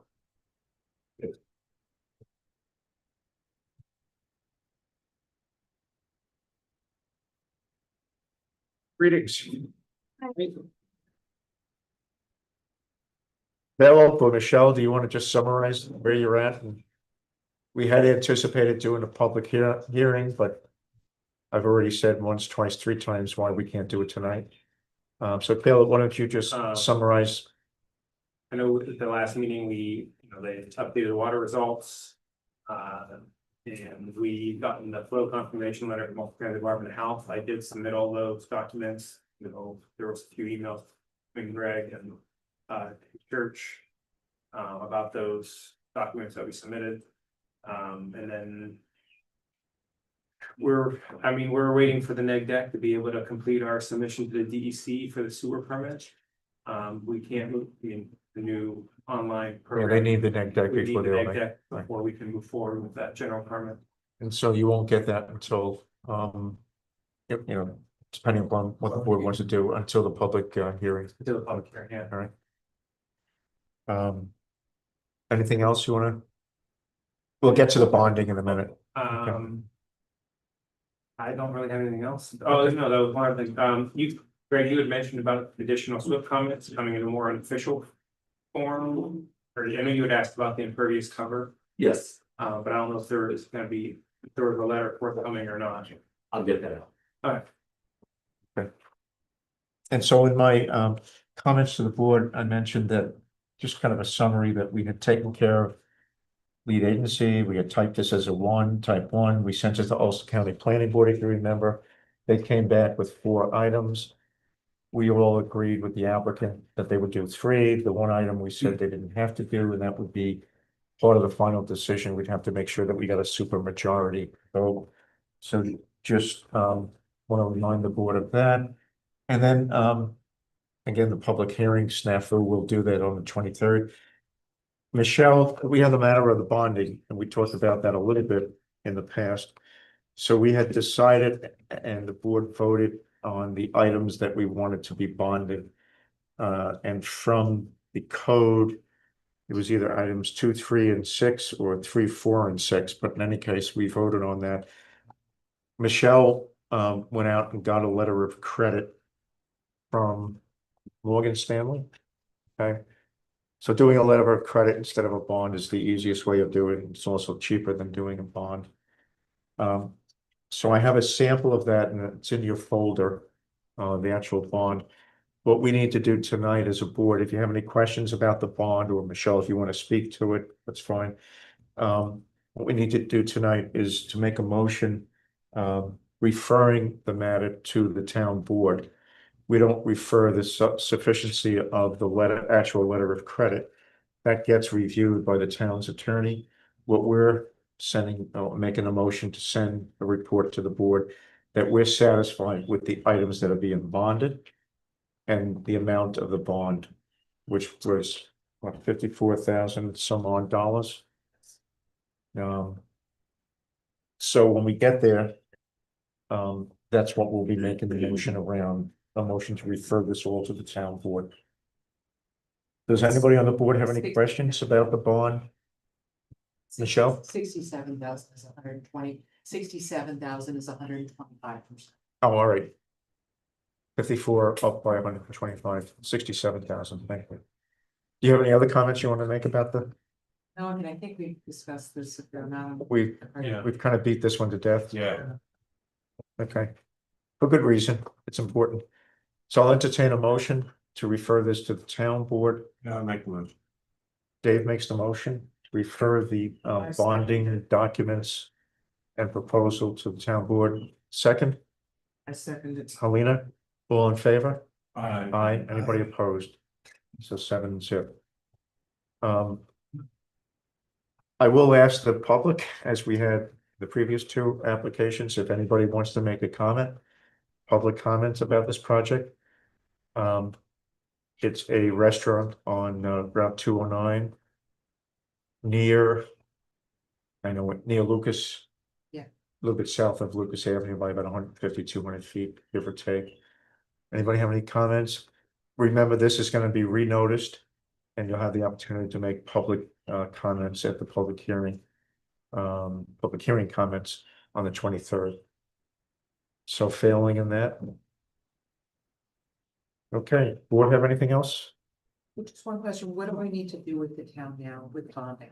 So I'm gonna send this out to them tonight or tomorrow. I'll send an email. I'll copy you on it.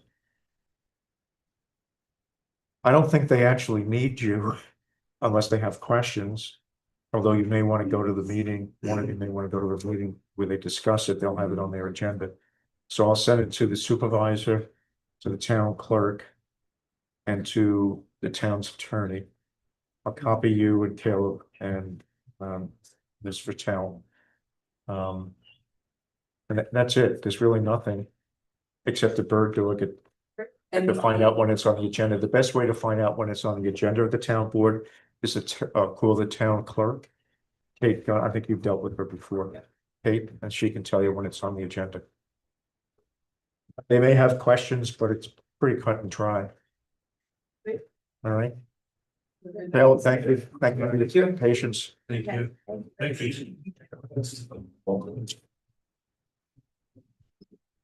All right, we're gonna take a 5-minute break. Robin, where's the vote for me to sign? Right here. Okay. We're not using that, I got it.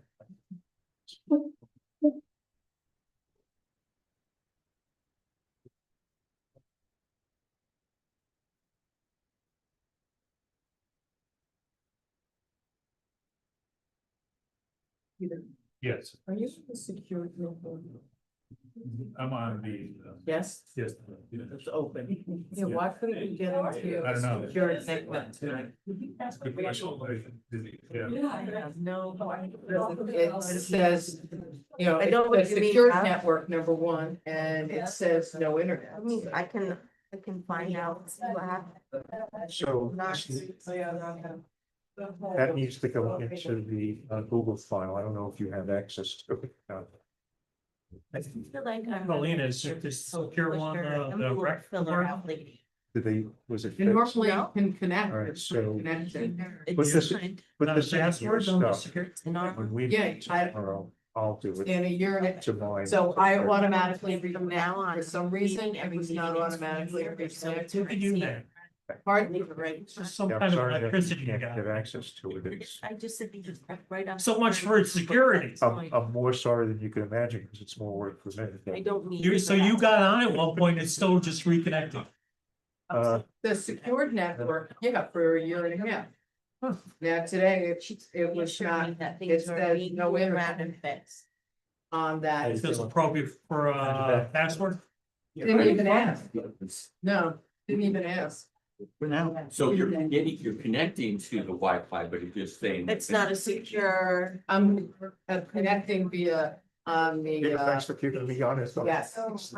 What was that? Oh, no. No, remembering to do certain. Oh, yeah. Robin. Oh, totally, yeah. I know. You know, so we're now have to check. Go ahead, Marina. I don't wanna Okay, say. the next one is Rav Tav. I wrote down to see why, like to look So for things. Why? what is appropriate for you to make some comments Last. regarding like. Something, I don't know Well, I'm gonna like how that. much time you want to burn, so I gotta go.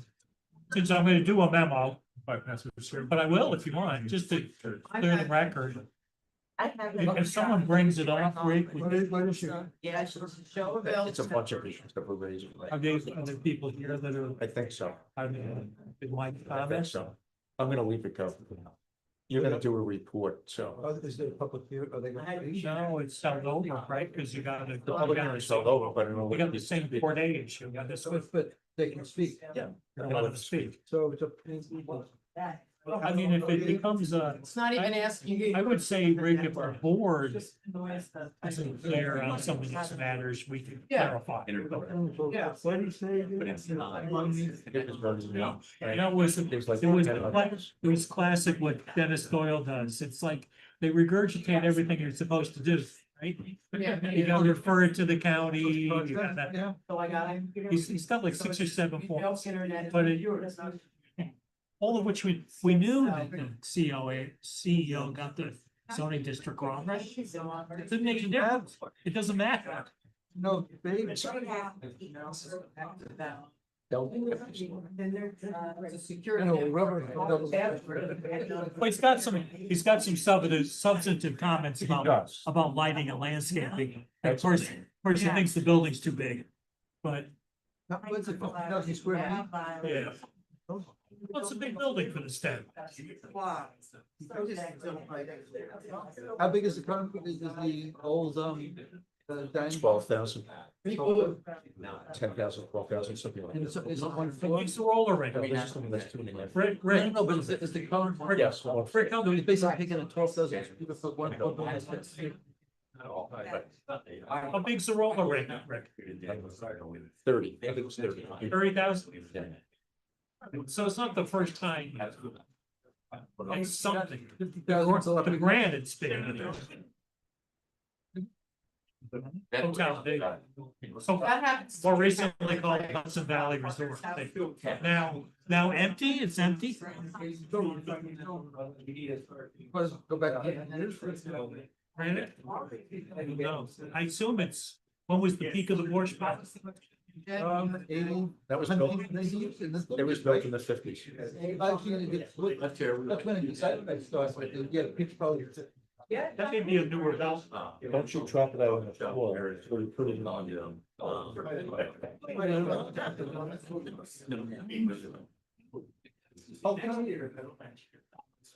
Yeah, so it's a big building for this town, right? It is a big building. Yeah, there's a component zone. How big of a building can you build? There's no limit. There's no limit. If you have enough land? There's a height. It meets the height restriction. You can't go above 35 feet, right? There is a limit of 10,000 square feet. Right. But this is service, existing thing, right? Well, I don't know. Villa Veritas, it's elongated buildings, it's 50, right? Maybe. It's not that you don't have. any- 5 minutes break. Thank you.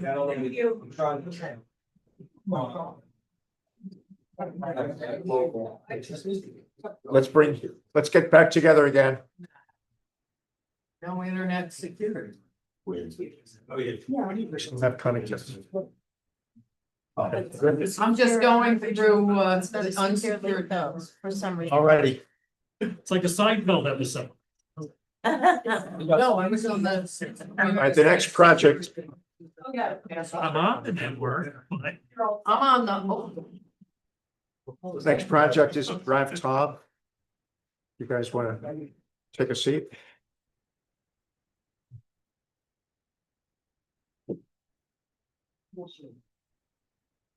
Moshe and Mr. Khalis, as I wrote to you, we're not doing the public hearing tonight. Okay, talked about that. It'll happen, next meeting, which is the 23rd, the formal public hearing. We are gonna let people talk tonight, if they wish to make any comments.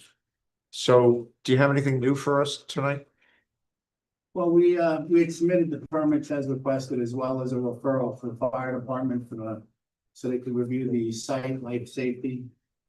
In the permits, you probably noticed that the camp permit is expired, but that's typical because it's like a 3-month permit. It's not good for a year. It's only good for the duration of a camping season.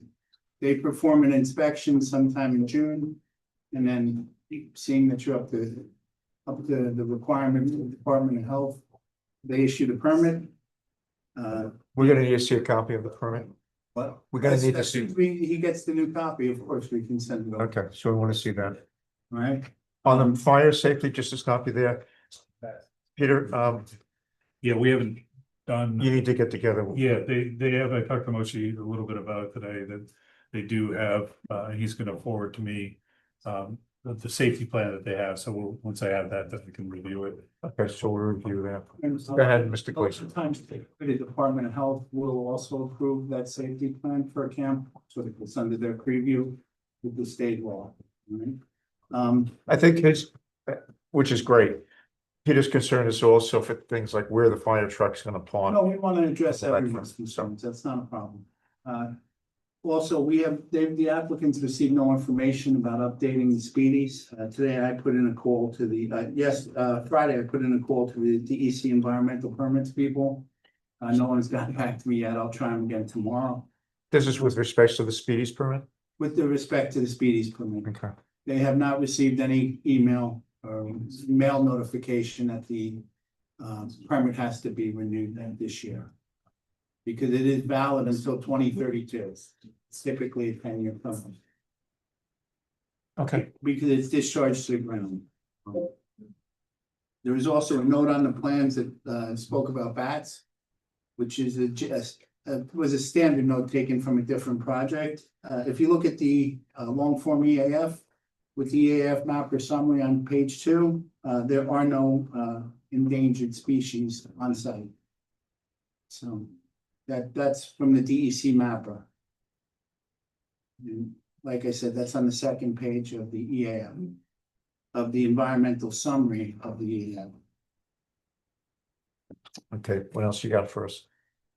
That's it. We've tried to, we've also have the color, the rendering that Moshe has with the. Moshe, do you want to show the board that? Yes, Yeah, multiple copies or just one or? just one big one. All right, so why don't you two of you, why don't you hold it up? Yes.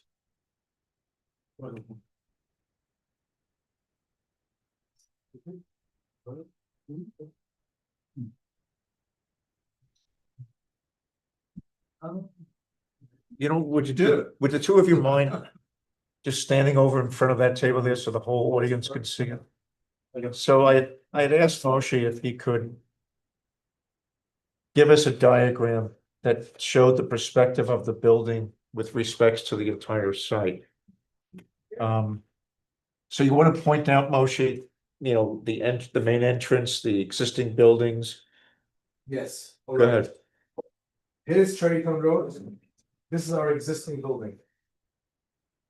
So, the way how we got the liberties now, everyone can see it, there's a hill over here.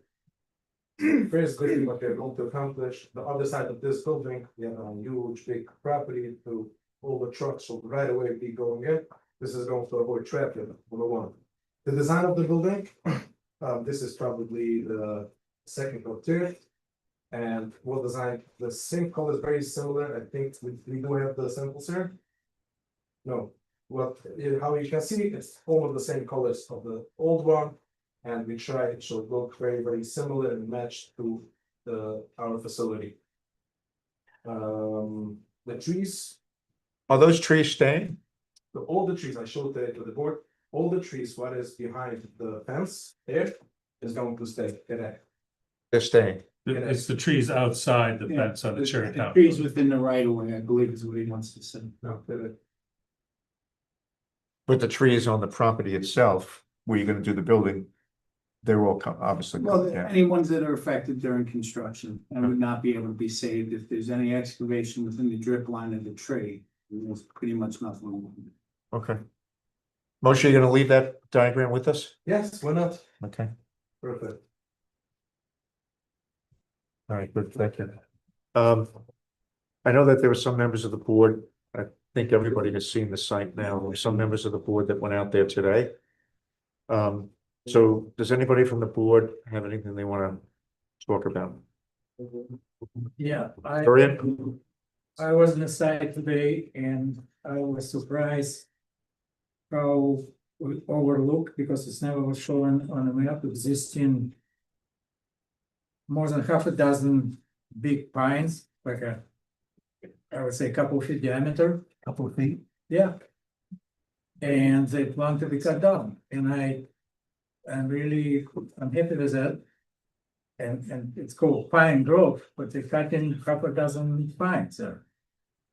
And I think considering the excessive size of the building and seeing what is inside of the property now, how much open space they have, I think they should shrink the building and save those trees.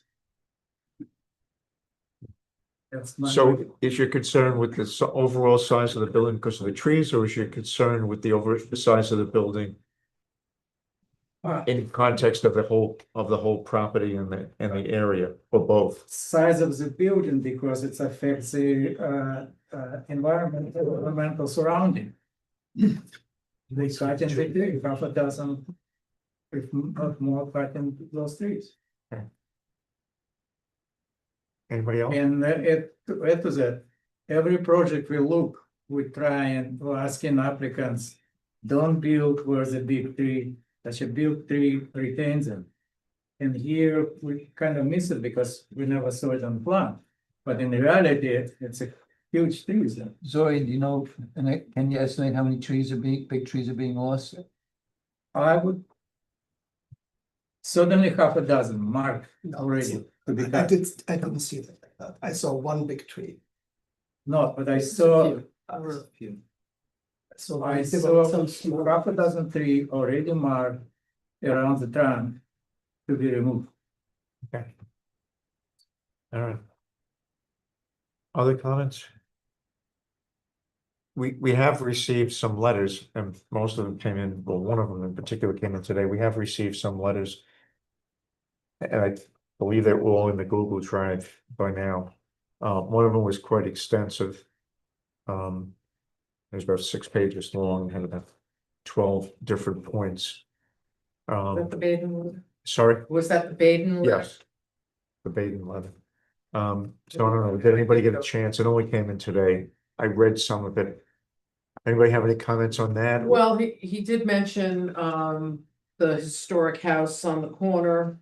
There were some questions about that, and having missed that for the racetrack, we may want to drill down deeper to make sure that we look at it and see. Yeah, there was, if we I had, don't know who is, if the comments verified, I think it's 500 feet. I didn't have a map, but I'm just saying. Dave is gonna Yeah. take a look at that.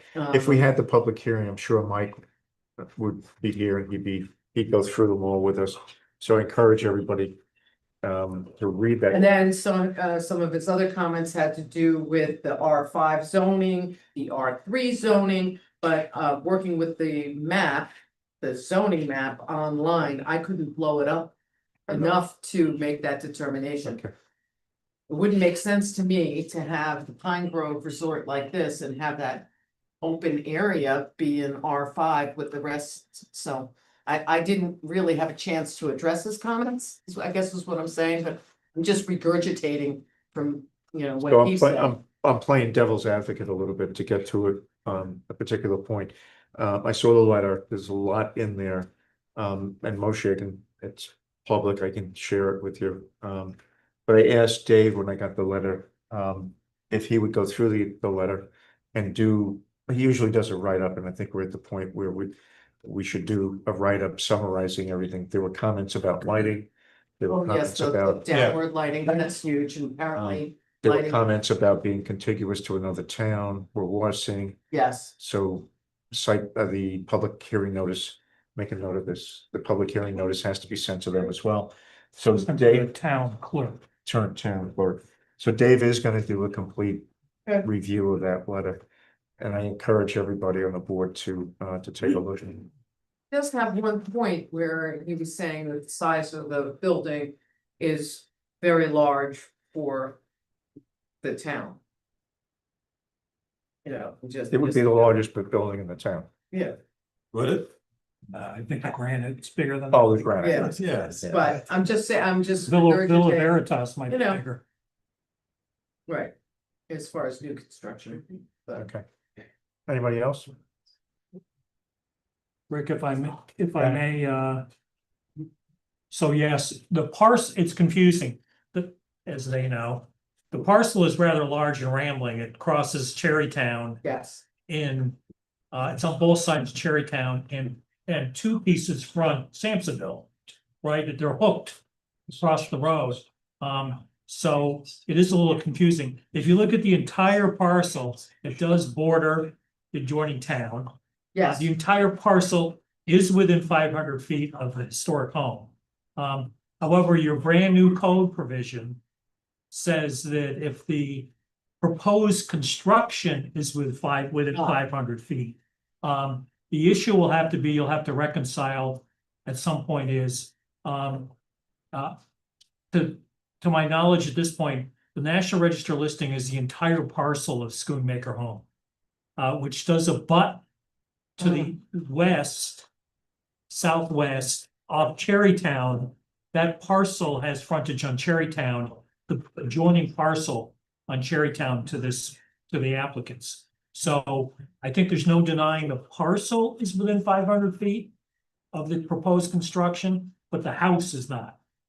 So you're gonna have to reconcile that. Oh, yeah, Because it's not for me to. well, discuss the I raise veracity it of because his there's a comments. procedural question. You're supposed to, because of the new code, refer this for comment, which you don't have to consider, by the way.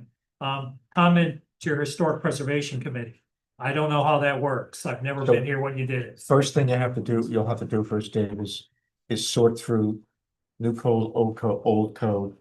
And does it fall under the new code or not? And then we probably would Yeah, refer to the okay. Historical Society, so Yeah, I don't know the where. write-up. We'll figure that, well, we know Okay. where it needs to go, we just need to make sure that it does need to go based on old code, new code, Yes. so that's what I want you to do in your write-up. Is to go through each one of those points. Does it need But to- remember, this applicant owns much more land than the envelope of where they're building. Correct. Right. But, yeah, he was asking for And it if goes, we had read the comments or in that letter, so those were the things that jump out of the. that just, I mean, just jumped out at me, and then because of the ruling with the racetrack, I think we should be a little bit more sensitive. Remember our determination or seeker was not done correctly because we missed a historic house across the street from the racetrack. Right. So just don't wanna make that mistake twice. So Dave, how quickly do you think you can review that letter from? I'll do it this Dave? week All right, and we'll get it out to the board in anticipation and. with a summary of what we got Yeah. overall. Yeah. Okay, All right, by the weekend. okay, good. A question came up today, Jennifer brought it up, and I didn't find anything about it, was bats.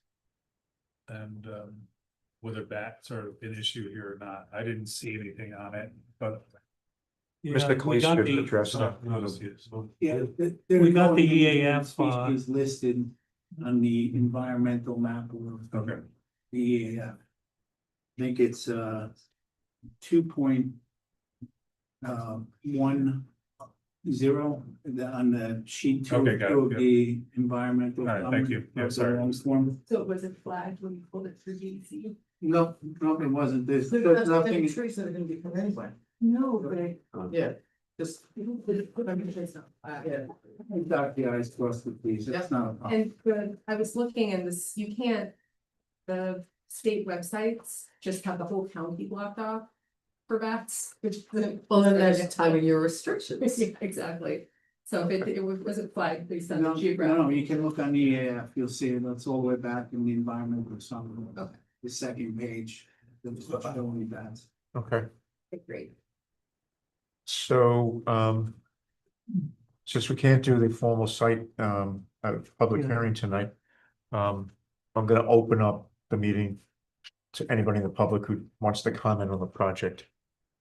So the meeting is now open for any comments. B, I don't know if all of you know me, I'm Lee Howard, Rishi, it's nice to be your neighbor. I live at 191 Sandersonville Road. If you look at the map, you will find that the Pine Grove is contiguous across the whole upper portion of my property and down 1/3 of the side. So my main concern this evening is, and I did a little looking up with Speedy, so yes, I know your permits due any time because I checked the dates, so. And, if I'm understanding correctly, your Speedy's permit is for 27,400 gallons, is that per day? Of material to be moved? I'm asking the board, I can't, I don't know, I know I can't. Yeah, I don't have it in front of me, B, so I don't. Well, know. it's from your last meeting and it was, I watched the meeting and recorded these numbers. Greg, do you remember the number? I did not look at that, but typically the speedy number would be a gallon per day. Okay, that is my concern. I live downhill on a slope. And I'm no engineer, so some engineer would have to come and tell me what the slope is. But I can tell you, stuff runs downhill and I've sledded that hill and you can get some doggone good sled riding down that hill. That's how steep it is. And there's enough water there now. I invite anyone on this board, and it's not because of rain, to please come and walk my property, wear boots. And it's been like this now since the new parking lots were put in and the new big building was put in. It faces. It has 6 or 7 vertical lights on it. I believe it's an activity center. That's what it was put there for. I don't care if you paint the building green with purple polka dots. Facade means nothing to me. I want to know where all this gray water is gonna go. Somebody has to show me. And they said they were doing 6 outlets, I think. I believe one permit is for 126 residence units. Is that everyday residents, people living there? And then there's 570 persons total and another permit. Is that turnover for when maybe the other 2 facilities located close by come to visit? My property can't sustain 27,000 gallons a day.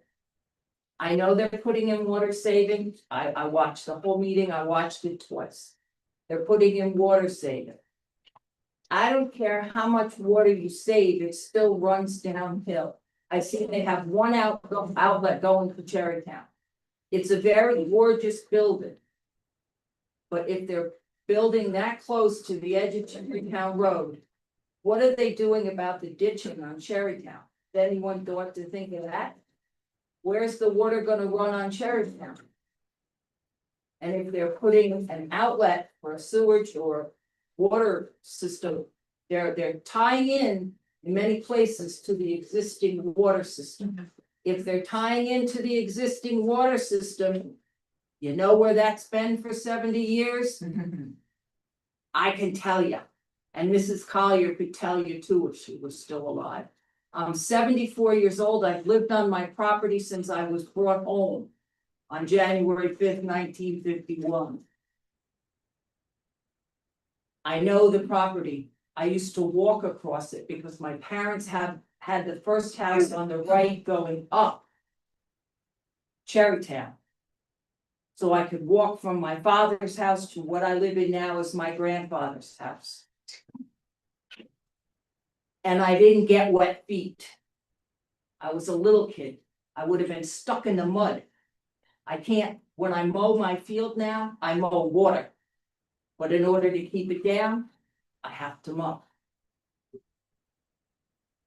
I want to know why can't they build a septic unit, a septic, something to do their septic and let it out slower? Is there a way to do that? Is there a way to disperse their gray water or have it go in tanks and disperse a different way? Something's got to slow down the water.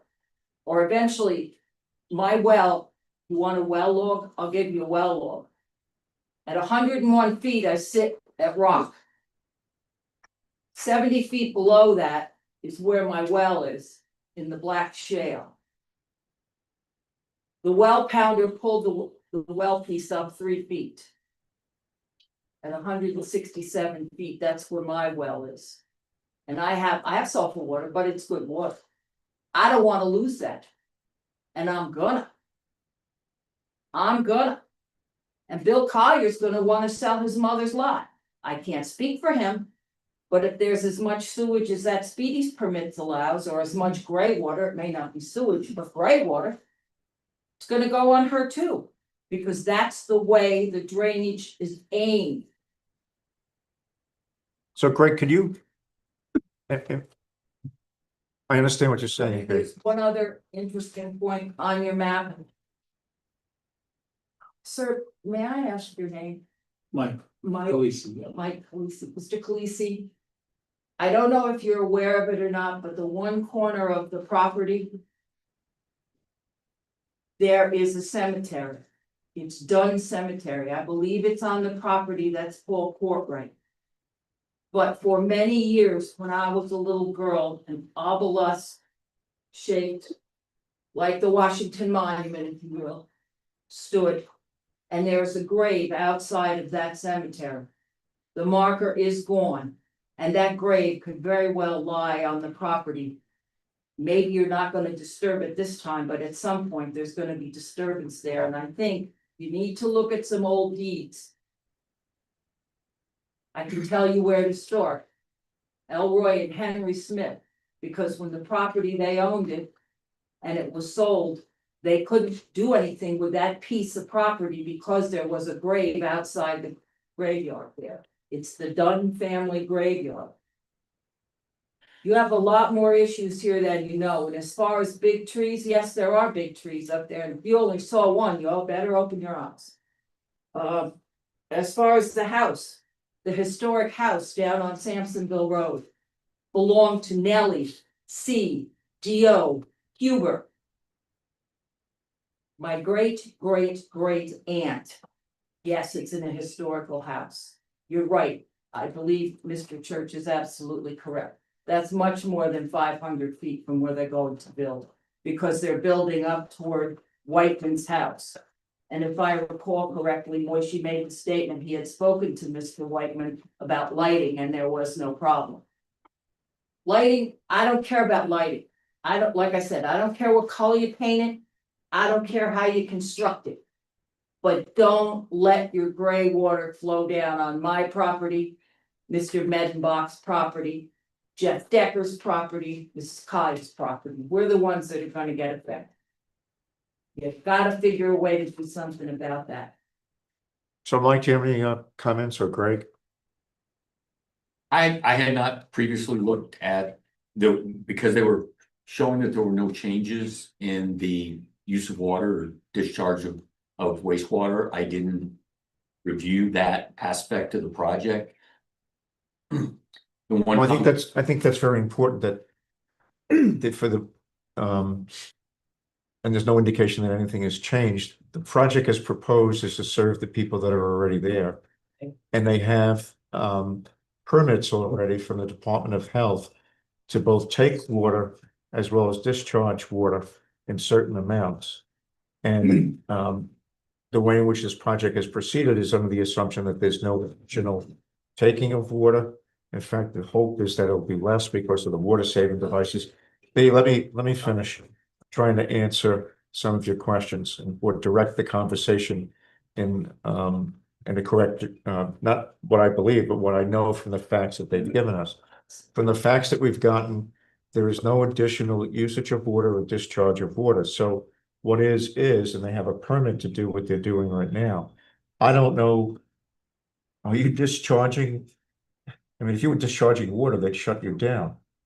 It would require an amendment to the existing speedy. That's not what I asked you. Are you discharging water now?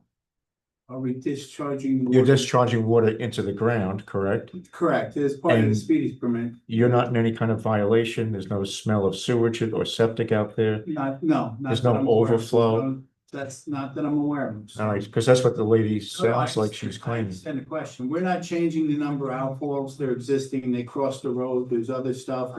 There's other outfalls. And I don't know the direction of each outfall. Mhm. I just know that there's 6 of them as per the permit and that you're permitted to the 27,400 gallons per day. That is exactly Um, what you said at the last meeting, and I'm not disputing that. What I am disputing, I want to know where those 6 outlets are, and I would like them clearly marked on whatever site plan. Well, nothing has changed. If he marks it, what's that going to do? I mean, you know where they are, right? Not necessarily, He because just said he they're did. I historic, know. right? So I can't say I know the location of every septic system on site, because we're not touching any of the septic systems, we're not increasing any of the flow. We believe that there'll be a decrease in flow based on the fixtures and so forth. But every time you put a building on a piece of property, you take away that much place for the rainwater and stuff to absorb. Well, we would be providing a 0 net increase in runoff for the facility, so there should be no additional runoff that exists for today, exists at the current site for the application. So it's So your, the building that you're building is bigger than the current building. The water that falls on the, where's all the water, the rainwater going? Well, we have a stormwater area, stormwater management area that water will be directed to specifically.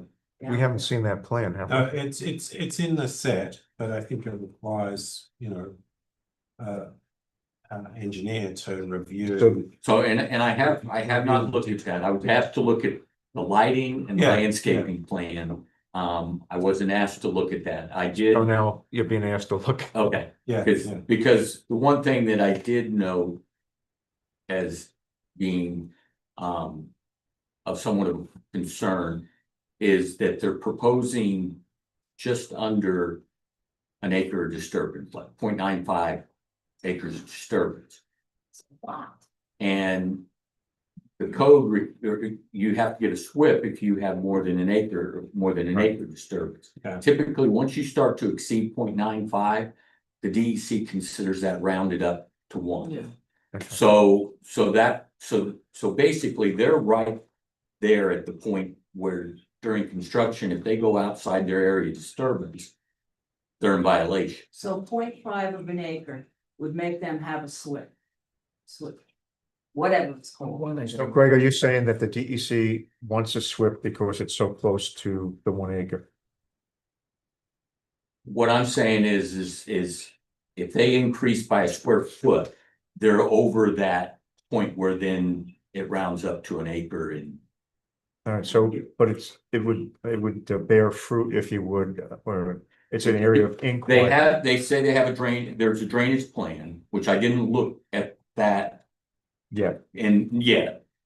But they've got a drainage plan and they're showing no increase. I think it's prudent that they get the SWIP and have the SWIP coverage rather than get into construction and have an issue with exceeding the acre. And then the building department would be put in a position, they'd have to issue a stop work order and have them go to the DEC to file a SWIP. So you're recommending that they do a SWIP? I think it's, yes. I think we would rather look at reducing the disturbance area than going for the SWIP. And if we can't, then we don't have a choice. But if we can reduce the disturbed area, that would also not have to trigger us to go with the SWIP. If you reduce the disturbed area, you're reducing the footprint of the building. No, it's a total area we're taking, not just the building, because the building's only 22,000 square feet. Right, so the building itself is about a half acre. You It's the also using- area adjacent and around that we would We're go. paving the parking lot, right? Well, right now, the only access to the building for vehicular is a loading dock. So we look at the grading, see if we can pull back the grading, reduce the amount of grading, and if we have. Is it, correct me if I'm wrong, but you're paving the parking lot, right? paving portion of the parking lot, right? That's gonna increase also the amount of impervious. Yeah. Yes, so this is the area. I have a. All right, so Greg, what you're recommending, you're gonna take a look at the drainage. Yes, I'll take a look at the drainage, and then the, yeah, that doesn't, I mean, that doesn't really address the question about the gray water. It doesn't, but it also adds more area that would not absorb water. So again, every time you change something on this plan, you are taking away that much more absorbable land, which is going to force the water to go where there is land to absorb. And that's us at the bottom of the hill. I don't care if it's rainwater, gray water. I'm not really interested in what color it is at this time, just the fact that it is. And it was never there before. Not even when O'Halloran owned it did we have trouble. Betty Schloss and their family had it, and they had cesspools and we didn't have trouble. And they were a kosher hotel. We've never had trouble on this parcel. I know. I played there, I sledded there, I walked there. So Greg, on that sheet, 5 of 15, the drainage and stormwater management plan. There's actually a note that says limits of disturbance 0.976. Then I think you're basically. You're there, yeah. You're at 1. The 9.5, I missed that because I was looking for it. I found the 0.95 in the 8. Yeah, well, it has that there. And then, I mean, on the back side of the building, away from the road, it doesn't. You know. Away from which road, sir? We don't have any. So on the back side of the building, not on the Cherry Town side. Okay, but. The line of disturbance is, hard up against the building, so. I think you really need to do a SWIP.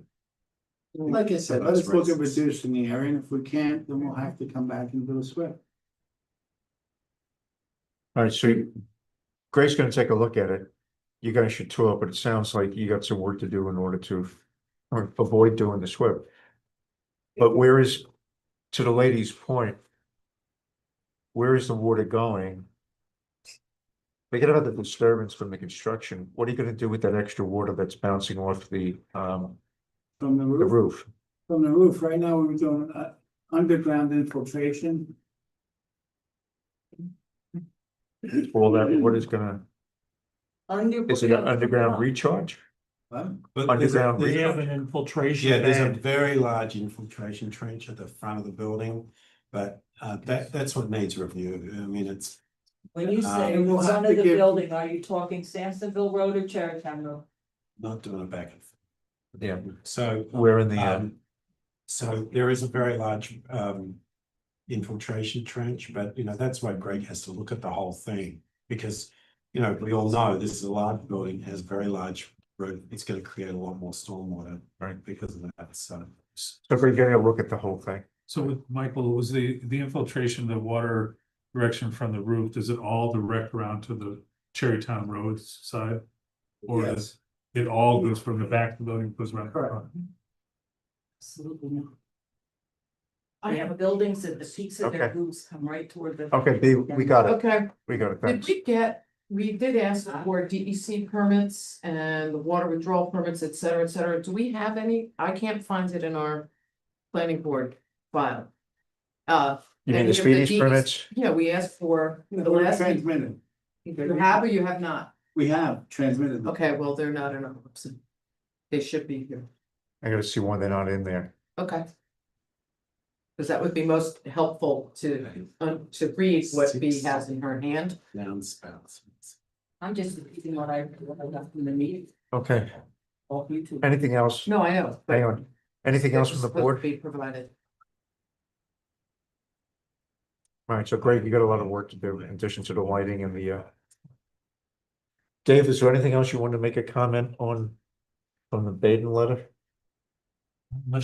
I don't, I mean, I only look procedurally, other than this question about whether it's needs proper referral to the Historic Preservation Committee, We'll take it. I agreed with him on the other, and we, in fact, either internally or the full board had talked about the other issues, the whoops issue with the zoning classification, we knew had to be referred to the county planning board. There are other procedural matters he brings up, they're valid. So, The referral, the public notice to the town clerk of Warsing. right. That's. These are all true. What's the What's the rationale for referring it to Ulster County? parcel fronts Sampsonville, Oh, okay, that's right. which is a county road. Okay. I don't think you could quibble about, I think it's, again, like something we talked about earlier, best to refer it. Particularly procedurally, because I get hung up on it after the fact. Failure to refer, I'll leave it to council, is a fatal flaw of the decision. If you were supposed to refer it to the county and didn't, Yeah, that's a problem. that problem doesn't go away. No, that's a problem. You don't want to be in that position. He did raise without dwelling on this, the issue of it should be type 1 because look at all these potential impacts, which council can elaborate on, and we have discussed in other projects. You asked me to elaborate? That's dangerous. I've told the board this several times. I mentioned here in the context of Mike's letter. Things don't become type 1 because of a vibe. We're worried about it. Things become type 1 because they're on the type 1 list. And so I'll tell the audience as well, if you want to claim that something is a type 1 action, provide a rationale from the regulation. The regulation has a list of type 1 actions, tells which one it is. If it's on there, it's type 1. If it's not, it's not. It doesn't come to we're really concerned. I will say, this isn't near one of the categories that cuts the threshold down, is it? We're gonna have to do the I took a calculation. quick look, and the clearest category to me was the size of the building, and this, it would have to be 100,000 square foot building, so it's clearly short of that. But as we know, there are some categories of land that if it's near, it cuts that down by 75%. For instance, a historic home or a park, things like that. So I need to have more information on that. It is definitely contiguous to a parcel that's on the National Register of Historic Places. So we're starting to get into an area where it may cut the type 1 threshold down by 75%, in which case, that is 100,000 square foot that's applicable here. And so cutting that down by 75% is 25,000 square feet. And so we may be getting into a type. That's the sort of rationale you do for type 1. It's going to be specifically related to a regulation. It's not a vibe. It's not. Is that 20,000 square foot footprint or 20,000 square foot space? I pulled it up before. Let me find it. Right there. Before my, Yeah. for my, what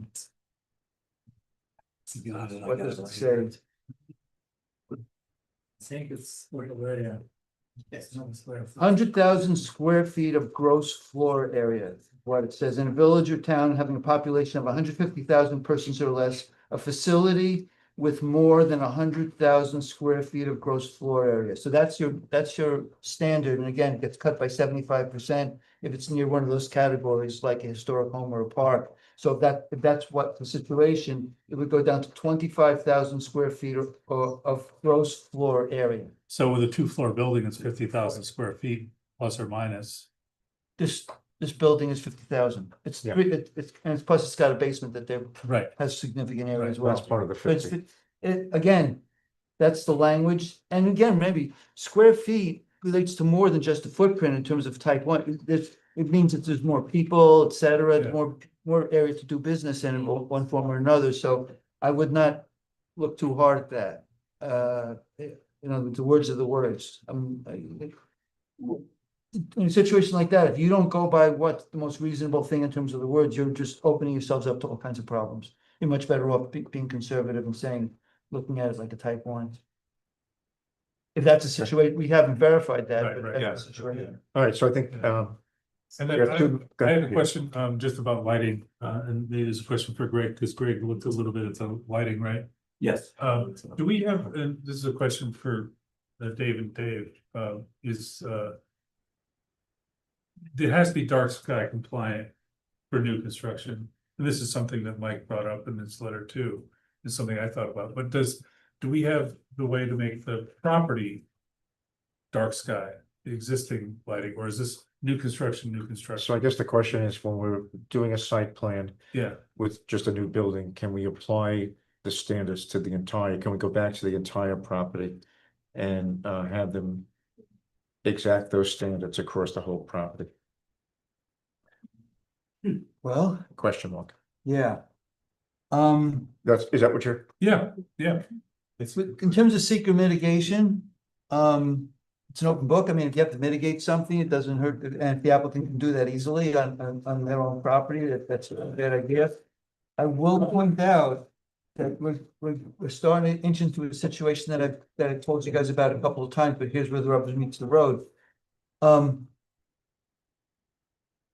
In a type, one of the quirky seeker rules is that in a type 1 action, you cannot do something called a condition negative declaration. So if we were moving toward, the board ultimately wanted to do a negative declaration, but it would be related to one of these conditions, we could not issue a document like that. And so you're in the situation where the applicant would need to essentially propose the mitigation as part of their project rather than the board imposing that. Okay. And that's kind of, we have to work out specifically. I'll do some more research on that, but we're starting to get into that problem. Right, okay. But the answer is, yeah, it's easier for the applicant to mitigate by making some changes on their Yeah. property that wouldn't otherwise be affected, but that might help us to, get to a point where we have less things to worry about. Yes, that's advisable. And then the other thing So let me just, yeah, so a neg deck can't be Condition negative declaration. conditioned. Yeah, We're not doing it. Yeah, but the problem is, if you do a neg deck and it starts to look like we're imposing conditions on it, somebody who wants to challenge the project can step in and basically say, this is really a condition negative declaration that's not calling itself that, and the court is gonna take a good look at that because of the rule. Okay. I didn't make that up, there's a bunch of permutations, but that's, the problem is they're gonna go running and say, this neg deck is really a condition negative deck, look at the conditions on it, and they will be receptive. Why are we talking about conditions right now? We haven't discussed it. Because Peter asked about Yeah, putting but conditions then on, Is that gonna be was a condition take care of light on existing property as well? Well, that's what I was asking, Yeah, is that, yes, yeah. So, the answer that- is yes. That's one of the, when you think about where this is located, that's one of the largest environmental impacts that it will make on the surrounding community. And so that's. Right, I understand that, and it's the ridge. And the ridge, yeah, that's true. It's Like, not we a stood condition, there it's basically and required. gave view up to the ridge. It's basically Condition required. and condition is Latin for requirement. I mean, it's that's the way we thought. If we want to require something, we put it in as a condition. That's what we do. That's the currency of what we're talking about. So, yeah, I mean, we're starting to get into that. I mean, nothing, there's a lot of paths by which we can do things differently, but we're getting into that territory now. We should start thinking about it in advance. Yeah. Whether this is type 1, how do we deal with these conditions, and to advise the applicant that good idea for them to come forward with plans, and so otherwise, and this is a very esoteric area of law. You just don't want to mess it up. And then the other thing is, and then maybe there's a question for Dave, but the reference that B made to the cemetery. How do we investigate that? I mean, all cemeteries, I understand, are marked in Ulster County and can't be, but I don't know, how do we know about that? Oh, we can walk the property. You know where it is, right? Well, she said it was Yes. unmarked. It's not marked. Is it marked B or? There was a grave outside of the cemetery. You can see the cemetery. We call it the cemetery in the pines, because if you want to see big pines, it's hidden by the pines. Yeah. But, there was a grave outside of that. And back when Elroy and Henry Smith owned the field that Paul Portland now owns, we will see him as a contiguous owner. There is something in that deed that states X amount of property must be left because of the cemetery and an outlying. So would you be able to Money. show us where you think that grave is? That's the question. You would. Yeah, Or I'll try to. I just want to make sure that that it's outside of any sort of construction area. Somebody's carrying a stick because there's rattlesnakes there. Okay, so we need to get out there and take a look. Well, you would certainly need to make sure none of that's anywhere near areas of disturbance. Yes, it is. It would be, because you couldn't disturb it without. Right. The coroner or. All right, so B, we'll get in touch with you and we'll, Any day but tomorrow, what's tomorrow? someone I care about has surgery. This week we'll do it. I want to get, I'd be happy to, but I'm not Okay, gonna bring a great. stick. I'm not walking in. Barbara? I just have a comment about speedies. My history in this town of knowledge of speedies, it's self-reporting. And the DEC doesn't come out and check, so they trust that the person putting in the speedies permit is telling the truth. And the history in this town has been speedies permit violations into the roundout, the Rob Top camp, sewage running down the road until it finally is pursued and it is done. But speedies is self-reporting. And the DEC trusts that the person, so this previous permit that they're claiming they have, we don't know that that is not doing what B is saying it's doing. And who's gonna check on it? I don't know, but so Greg, could you, well, Melina, you two are the speedies experts. Can you comment on that comment? Generally, the subsurface disposal systems are regulated by the health. So I won't say that it's not untrue that this DEC doesn't chase the speedies permit on stuff like that, because it's really a health department. So if you had an illicit discharge from your subsurface disposal system that leached out onto the ground, it's generally not the DEC that's gonna come after you, it's the health department. So it's not like nobody's looking at it, it's just. And is the health department examining it, or it's by somebody? Well, they picking up- regulate it. No, So- but does it, somebody has to pick up the phone and say, I smell something in order for the Well- health department to come out? Well, true, because the health department can't be everywhere and Okay, at all so, time. But if they, so I what mean, the obviously, ladies, so what the lady stated is, right, if there was an odor associated with the wet area, then that would be the health department that would come out and look at it, and if necessary, take appropriate action. have you had the health department out there? Excuse me? I have never had the health department out at 350 Cherrytown Road. Yes, there was, under Mike Baden as supervisor, there was a big to do, and they had to rebuild their whole septic system and put in an above ground system and. That was the other. Upper camp, Right. and it took 3 years. So is your property, Years. is your property experiencing the same thing that the upper camp? I'm not saying that, I'm talking water, I'm not talking at that yet. And I don't want to experience that, so I'm trying while they're doing this project. To get it taken care of. Before there's a problem. I don't want a problem. I don't want the people around me, we've lived there all of our lives, I don't want them to have a problem. Just to clarify, if I may, Sure. you're talking about stormwater, water, or are you talking about gray water, which? I don't know. Because I Okay. don't, some of it is stormwater from the buildings. Because as it shows there, they've got an underground stormwater disbursement. And some of it's gotta be coming from somewhere else. But you Luckily- yourself have not witnessed, Smell? yeah. No, and I really don't. want- Okay, but I'm just trying to, because sometimes people are using terms interchangeably, No, so I'm no. not sure if it's just runoff. Rainwater runoff, stormwater runoff, or is it something from a I'm failed going to tell septic you- or? So I think it helps Lady, to you know clarify. better than I. You look at the ground, it's brown. It looks like it's got oil poured on top of it.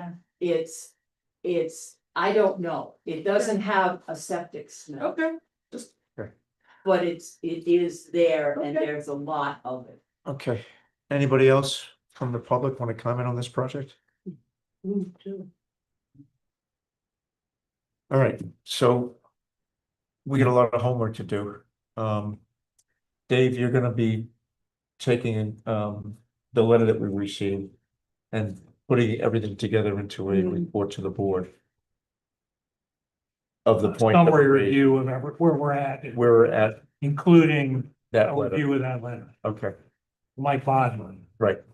Greg, you're going to, you're working on the lighting, you're you're gonna be working on the drainage, and you're looking at the parking / and the landscaping. I'm looking at the landscape. Landscape. I wasn't looking at parking, which is fine. I did see in there where they say there's no increase That's in right. You don't parking have to demand. look at that, okay. Yeah. So I'll look at the lighting, the landscaping, and the drainage. I'd just like to say, you know, I know this is not official public hearing, but the public comment, this is, to me, as a board member, this kind of input from the public, from Barbara and Bee, is super important to our process. Because we don't live there, and, you know, and it's very helpful, and in the long run, I know some stuff is not easy for applicants to hear, but it does speed along the process, You're and I. welcome to stop. Paul. Yeah, well, you know, And but we'll- that's I'll- what public comment and public hearing is really the benefit for me. It just reinforces that all the time. So thank you for, And where the cemetery is, you're gonna send up smoke to get a hold of me, how are you gonna do this? We I will bet get you it. got, bet you I know got where my to, number. I know where to find you, Bee. I know you do. That's a problem. All right, so I think we're done for tonight with this project. Thank you, Marco. Thank you, Bee. Thank you, Barbara. Barbara, you're hanging around for the next one, aren't you? Oh, you better believe it. He's done it. Thanks so much. Thank you. Thank you. I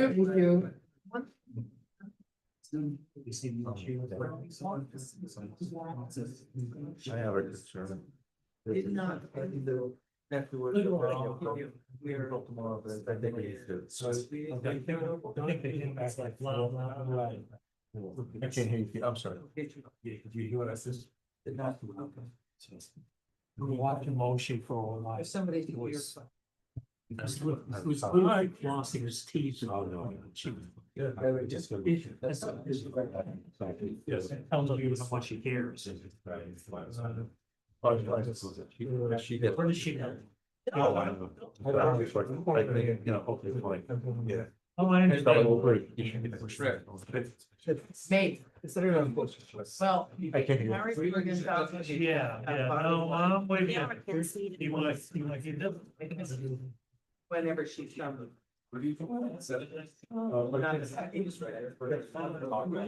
Yeah. No, but he has. Yeah, if I can take it, I'm gonna. To get acquainted, I suits. Well, that's pretty common. I'm not telling them. They're pretty common. You know, that's a lot of subdivisions. Same partner, like, he's amazing. I get like a 2 hour. This project. I'd be sure.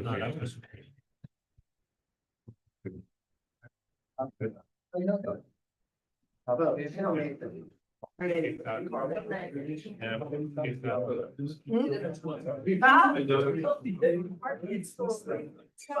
I so believe the appointments of three.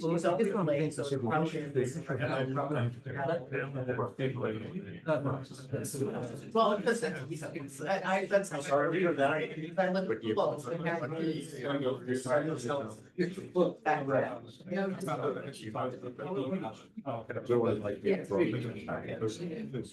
We got all that done.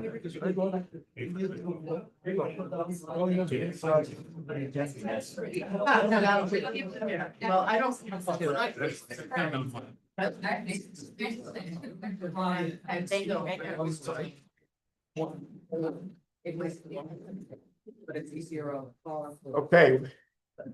Last project of the evening. Hi, everyone. You're supposed to say but the best.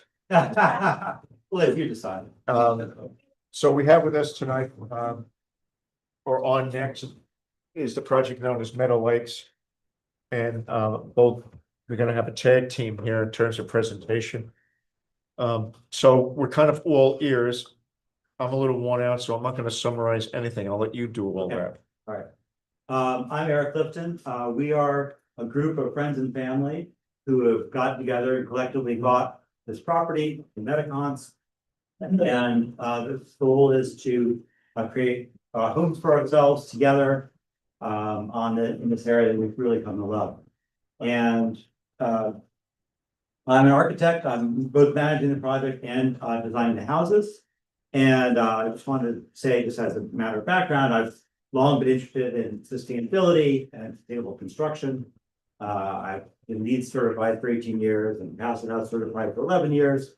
Then about 7 years ago, I got into mass timber, which is a way of building with wood that sequesters carbon and is much lower energy way to build than more conventional means. And so that these are houses will all be built in CLT, which is to say in mass timber. And they will all be, we're gonna have solar power, there will be net zero energy. And so that's something that we're quite proud of. In addition to the houses, we are going to have a swimming pool and an activities barn for the use of the residents and a functional tennis court as well. We have engaged a landscape architect to help with the landscape design that we submitted to the board. And I guess we should also say that we originally presented this in September of last year. That was our first presentation. Then the board changed over, the new zoning and code came into effect. And after a few meetings, we came to develop this as a conservation subdivision, which means about half of the land being dedicated to not being built on. And show the stuff. It's also good to point out, you can't see the topography here, but down here is where the pond is, and the creek. This is actually Mavakas Creek now.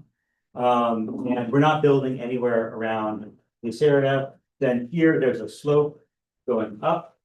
And this property was long used as summer camp, and that kind of shows that there was cleared areas up here, these fields, and we're focusing our building of the house sites up here away from the creek and lake down here. And that is an important part of our strategy. We're building in these areas that where Can you point out, so the white squares you see there, those are the tops of the houses? Yeah. As being proposed. Previously, where were those? Can you kind of compare where you were with the conventional subdivision versus where you are with this conservation subdivision? Right, so the houses are in slightly different positions, it's not, we were originally, when we first came in, we were gonna build the activities barn down here by the lake. Right. And so we moved that away, but we were never gonna build houses down in this area to begin with. Like in these, there were gonna be houses in these areas. Up here. And you built flat. You decrease the acreage for most of the homes. And then the main thing is the lots were gonna continue down here. And then, because this area right here is sloped, and you can easily build on it anyway. But the lots were to continue there. Now, what we did was we pulled up the lots, moved the houses a little bit, but not a huge amount. We do not have the barn down there anymore. And so the lots are smaller and more tightly packed over here. So what's the total acreage is X, and what is the amount dedicated to lots versus conservation subdivision? So just give me the. Total acres 66. And there's 31.35 being conserved. Okay. So 48%. So 50% is being conserved. Yeah. And you agreed to retain those double stone walls, correct? There's lots of stone walls and property. Right, and you've agreed to. Yeah. Yeah. It's good to hear that again, because you've been in front of us, not that we don't love seeing you, you've been in front of us for a long time, so you lose track of. Yeah. So 66 and 50% is, okay. Go ahead. Okay. Over to this side. But yeah, I mean, I think that's what you were referring to at first, it's in the R5 zone, and that's where we started, so the lots were 5 acres, but. Now we're doing conservation subdivision, conserving all the sensitive areas, which includes the pond, wetlands, steep slopes, core forests, floodplain. Creek, it's all, we're not disturbing any of it, we're not getting anywhere close to any of it. Where development's occurring, if you remember from the map we're just looking at, it's pretty much all an open field, so there's very little trees that need to come down, there's an existing drive through here, we're reusing existing gravel roads.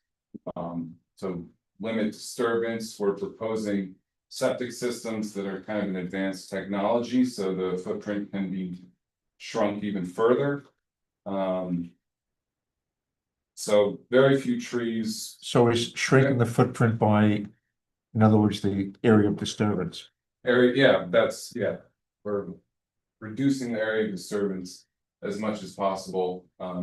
This is an existing road, we're just gonna be widening that, possibly resurfacing, but mostly just widening that to 20 feet so that it's a private road, another private road down here.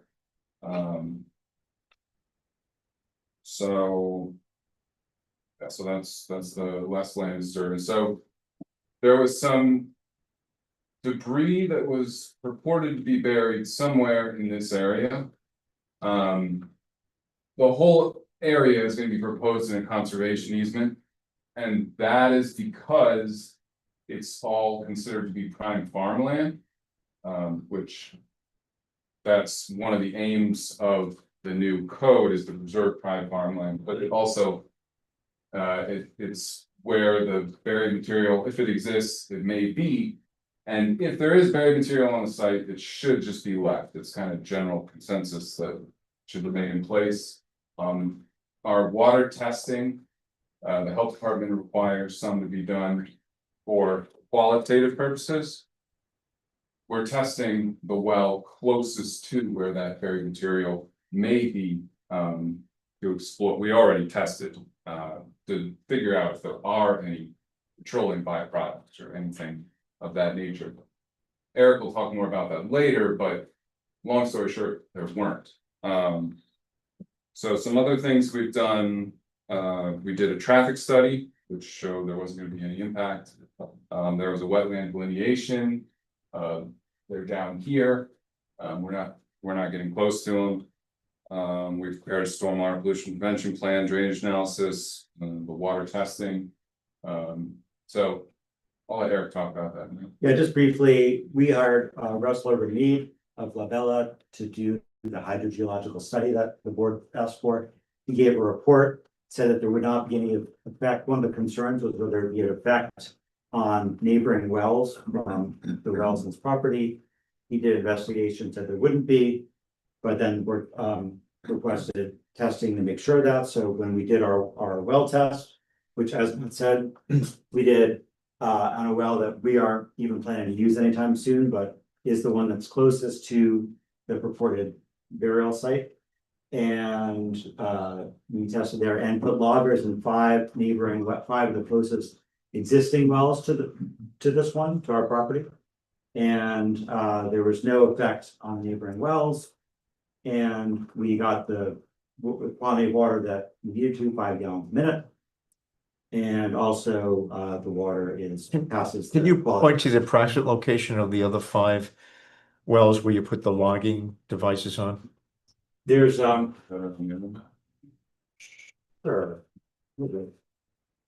So one is at the property over here. That this house that was built a year or so ago. 2 were in the fireman's camp up here. That's the fireman camp main well that you tested, right? They have 2 wells we tested, but we logged both of them. Okay. And then another one is Larry Arnold's lot, which was right up there. And And then we have on this property right here, there's an existing well that's not being used, but it's there, and so we tested that. You tested that one. Okay. So the well that you did the test well, is that a well that you will use eventually? Yeah, but Okay. if in the future, but it's not going to be used, you know. You're talking about the one on the left-hand side there, Peter? The one that they drilled for testing. Yes. Oh, I see. That's the one. you're not gonna use it, you will use it eventually. Eventually, yeah. Yeah, okay. These are not, the houses are not gonna be built all at once, right? It's gonna it'll take some time, we started. And I should just say, I mean, I've said this to work for, but just to, again, these are not gonna be sold on the market. There's no profit here. There's no real estate brokers. There's no selling of lots to the public. It's not. Okay, keep going, or you're done. Well, I can talk a little more about, so this, just to talk about the SWIP and drainage analysis, so the property serves over 1 acre, but less than 5 acres. It's about 4.6 is what it's coming in at. So we have to get a permit from the DEC for it's for erosion and sediment control practices during construction activities. So have to prepare the SWIP in order to obtain that.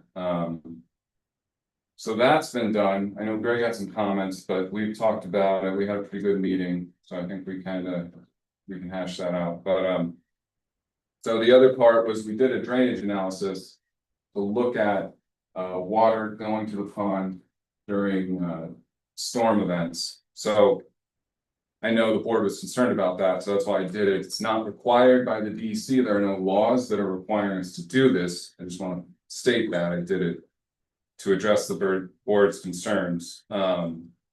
So runoff that was modeled for the pond was the 1 year, 10-year, and 100-year storm. These storm rates are defined by the Northeast Regional Climate Center, that's Cornell, and then the USDA as well. Just to kind of give it some credence. But so the drainage area for this pond is about 73 acres. The pond was modeled as if it was completely full at all times, which is a conservative estimate. Just when you're looking at runoff leaving the pond. So in normal conditions, Eric and everyone living there want more water to go into the pond because it's low, generally speaking, right? So that was a conservative estimate. Just to kind of define the drainage area, all the soil testing on the site for septic systems came in within 1 to 5 minutes per inch, which is a very quick soil absorptive rate. It's pretty much all sand and gravel in this area. The well log actually showed it's 60 feet deep of sand and gravel. But the significant depth of the sand and gravel, along with how flat the drainage area is, the majority of runoff is absorbed into the ground. So there's not much runoff going actually over the surface into the pond. And if you look at the pond, if you guys remember from the site visit, how clean and clear it was, that's because it's groundwater. It's fed from groundwater. There's not sediments draining into it. It's a groundwater pond. So during the 1 year storm, actually no water got into the pond from the entire drainage analysis. Nothing got there. In the 10-year storm, so in well, I don't know how wonky I want to get on all this, but so I'll just say in post-development conditions, there was a little bit more flow than in pre-development. There was enough to raise the pond 1/10 of an inch. And that's what the project added. It went from 0.07 CFS to 0.16 CFS. And to put CFS into context, on an average day, the Wallkill River flows with 1,300 CFS. So 0.07 to 0.16, 1/10 of an inch rise. During the 100-year storm, which is 1% chance of that occurring any year, it raises 1/2 inch. It's a 0.3 CFS rise from 2.61 to 2.91 CFS. Again, these are negligible flows. These models that you create are very conservative to begin with. The soils are highly absorptive, it's going into the ground, it's not gonna overflow the pond, so. And the driveways are gravel also, I should say that, roads and driveways are gravel, it's not paved. So the last issue I'll talk about is the pond / dam. We know that this pond is. Well, when was it built? It was. I guess I'll just say, so the dam was classified by the DEC in 2012. That's when the DEC gave, it's called the Mooney Pond Dam, and they gave it a Class A or low hazard class, which is the lowest hazard rating that the DEC uses in their system. So what that means is dam failure is unlikely to result in damage to anything more than isolated or unoccupied buildings, undeveloped lands, minor roads such as town or county roads, unlikely to result in interruption of important utilities. So very low hazard if it were to fail. It's a giant earthen dam here. The issue is the eroding bank over here. And that issue is caused, you can see where the stream creek turns right there. It's caused from high flow events where they hit the bank and they erode. So it's been happening long before this project was proposed. If this project goes away, it's still going to continue to happen. And if this project is approved, then we're going to consult with the DEC and we're going to figure out how to fix it. So actually, proposing this project is going to help to save the pond. It's in the owner's best interest to retain this pond, save it, and that's what we plan to do. We just feel that should be done after the planning board process. It's kind of a separate issue with the DEC directly. That's the thing about that. That's what I have. No, that's it. Okay, the board have any comments? Mooney Pond, is that what it's officially called? Yeah, I looked Yes. at it. Mooney Pond Dam, On the DEC site, it says Mooney Pond Dam. Yeah. and it's a low hazard dam. Well, anybody from the board? Anybody from the public want to comment on the project? Barbara?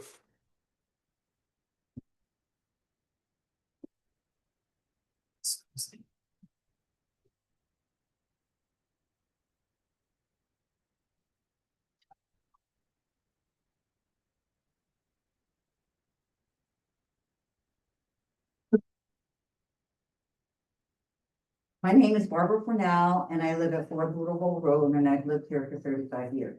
I have 2 letters I would like to read into the record.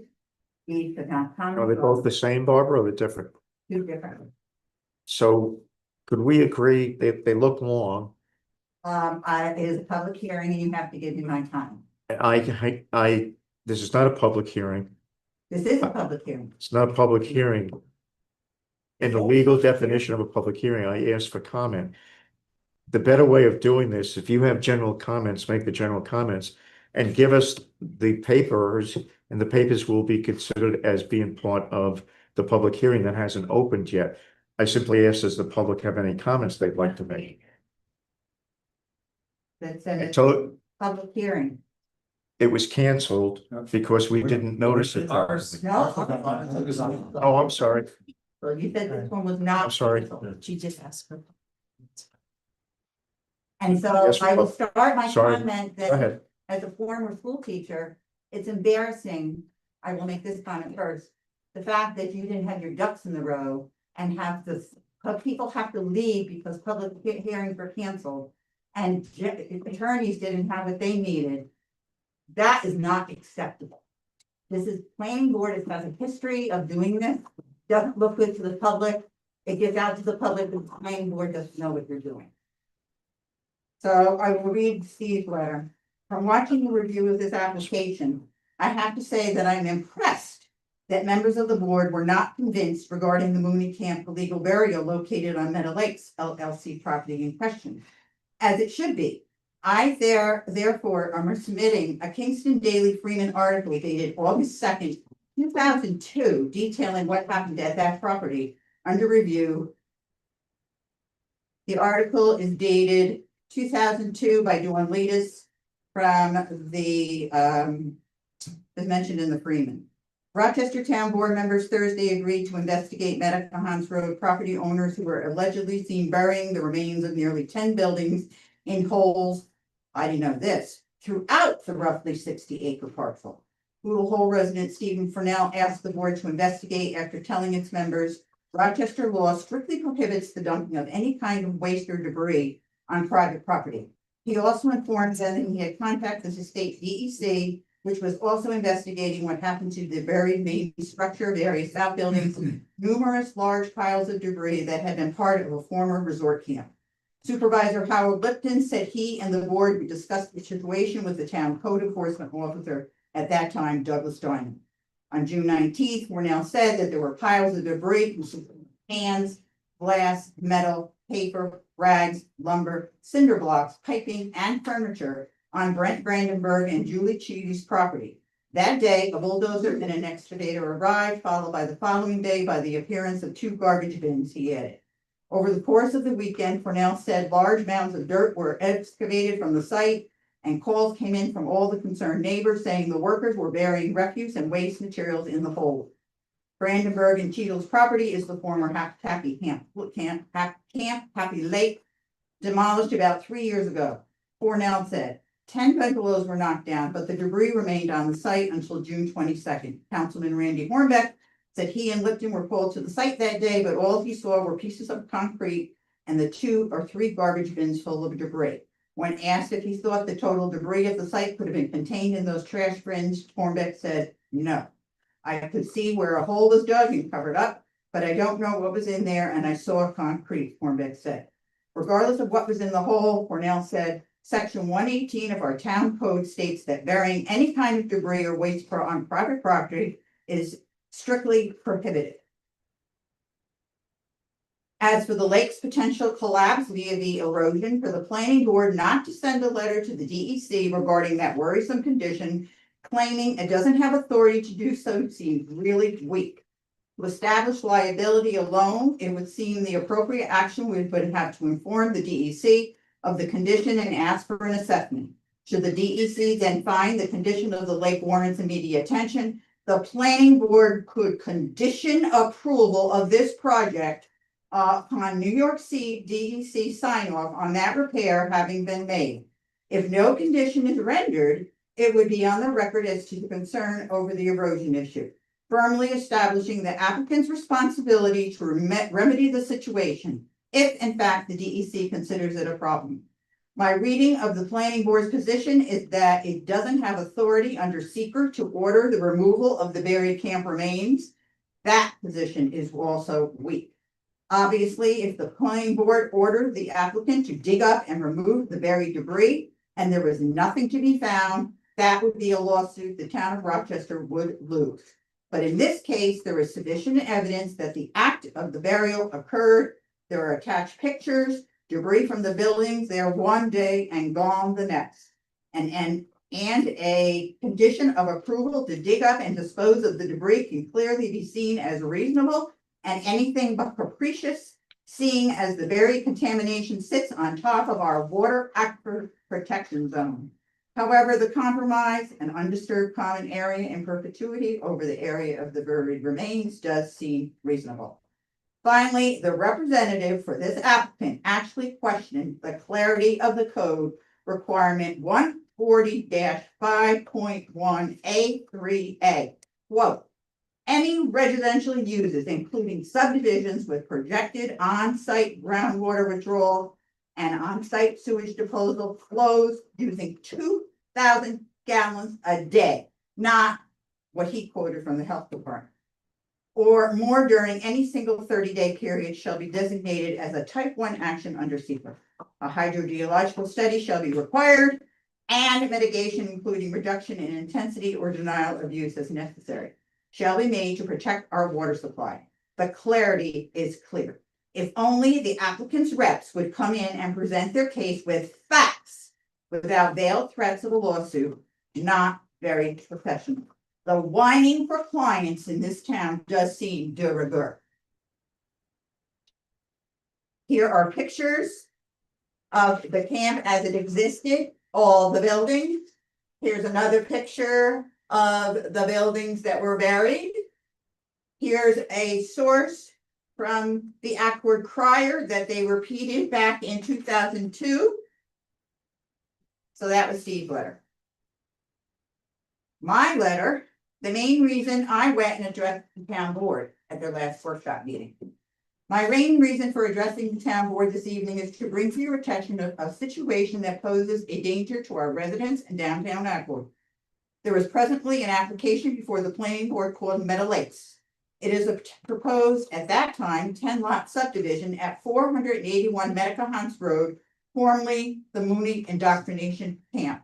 The Mooney sold this property of 66 acres at an auction for $125,000 and then resold to Stone Creek Manor for $444,000. And this couple in July, after sitting vacant for 20 years, brought it from Brooklyn, purchased it for $2.8 million. But their property description report says the land assessment in 2024 was $448,000. The full market value is $772,000, and they paid $2.8 million. This couple from Brooklyn inherited a property they thought was ready for subdivision and soon found out they inherited problems that, due to lack of code enforcement in this town for 20 years under the present one and 15 years under Doug Dine, we basically had no one checking anything, especially things of significant impact. In fact, due to the fact that they are in a water aquifer protection zone, the new code states they must do a complete hydrogeological study to ensure they can get 2,000 gallons a day without diminishing surrounding property water supply. Work began on May 6th of 2025 because I could hear it with my windows closed. Did they pass the test? They have been working every nice day since then. What are they doing, and do they have permission? In fact, over the past 3 years, I reported activity going on that site by the previous owner to the code enforcement, and nothing was done. They clear cut trees, they put in the roads that he's talking about, they had a temporary building to house big trucks, which was visible from the road. The existing camp was illegally buried. The entire camp of buildings, oil tanks, piping, asbestos were buried instead of being taken off site, and now it is set vacant for 20 years. On this piece of property, a previous camp illegally created the lake by damming up the Boodle Hole stream or what they call on Bacchus Creek. I have a stack of historical documentation back to the 70s on this issue when it was called Camp Wheelock. The lake was a problem 20 years ago, and the hurricanes over the years have made the erosion of the land between the edge of the lake and the stream smaller and smaller. A neighbor went on Google Earth and said it is evident over the years that the lake is going to collapse. Town board member Helena Duda publicly stated after viewing the situation to the applicant, you are going to lose that lake. If the lake collapses, there is an impending danger and damage to all the residents who live downstream, even extending maybe into downtown Accord. After attending meetings on this proposal since the beginning and making correspondence since November 24, I brought the burial issue stating I had documentation along with the lake situation to the attention of the planning board applicant and planning board attorney. Correspondence with Chairman Rick Jones stated, quote, it's a DEC issue. At a recent meeting, Mr. Jones stated that he conferred with other board members and the planning board attorney, and they stated the lake issue is not their issue on this application. I jumped up immediately, left the meeting, and sent the following email to Rick Jones. I had to leave this meeting as I was so disgusted with the ignorance and the nonchalant lack of feeling of any responsibility by the town officials and the attorney as to the danger that lake poses to the residents and downtown Accord. It is, quote, it is obvious to me that no one in power or authority was going to do anything, so I felt I had to. I contacted the DEC by phone, got the number, I spoke to an officer. After explaining my concern, he directed me to the Department of Ecosystem Health at this number. I called twice and left a lengthy message as to my concern along with my name, address, and contact number. I have never heard back. My husband has written correspondence to the planning board back in November 24 on this project and parcel and recently suggested that before I write to the DEC, ask the town board to write a letter to the DEC that this situation has come to their attention and they would like it investigated. I would hope the town board would share my concerns and act accordingly. I've also included the property description report for this parcel because originally when I went to the assessor, the owner's names and address and everything wasn't filled in. She filled it in for me. So if anybody needed to contact you, now they know how to do that.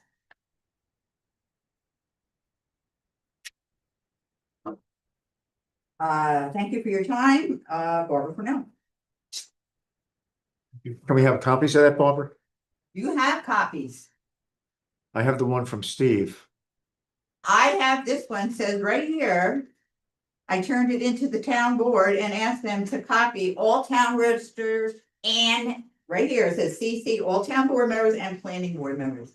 I gave this to Kate and she said she would forward it. So if you didn't get it, another F.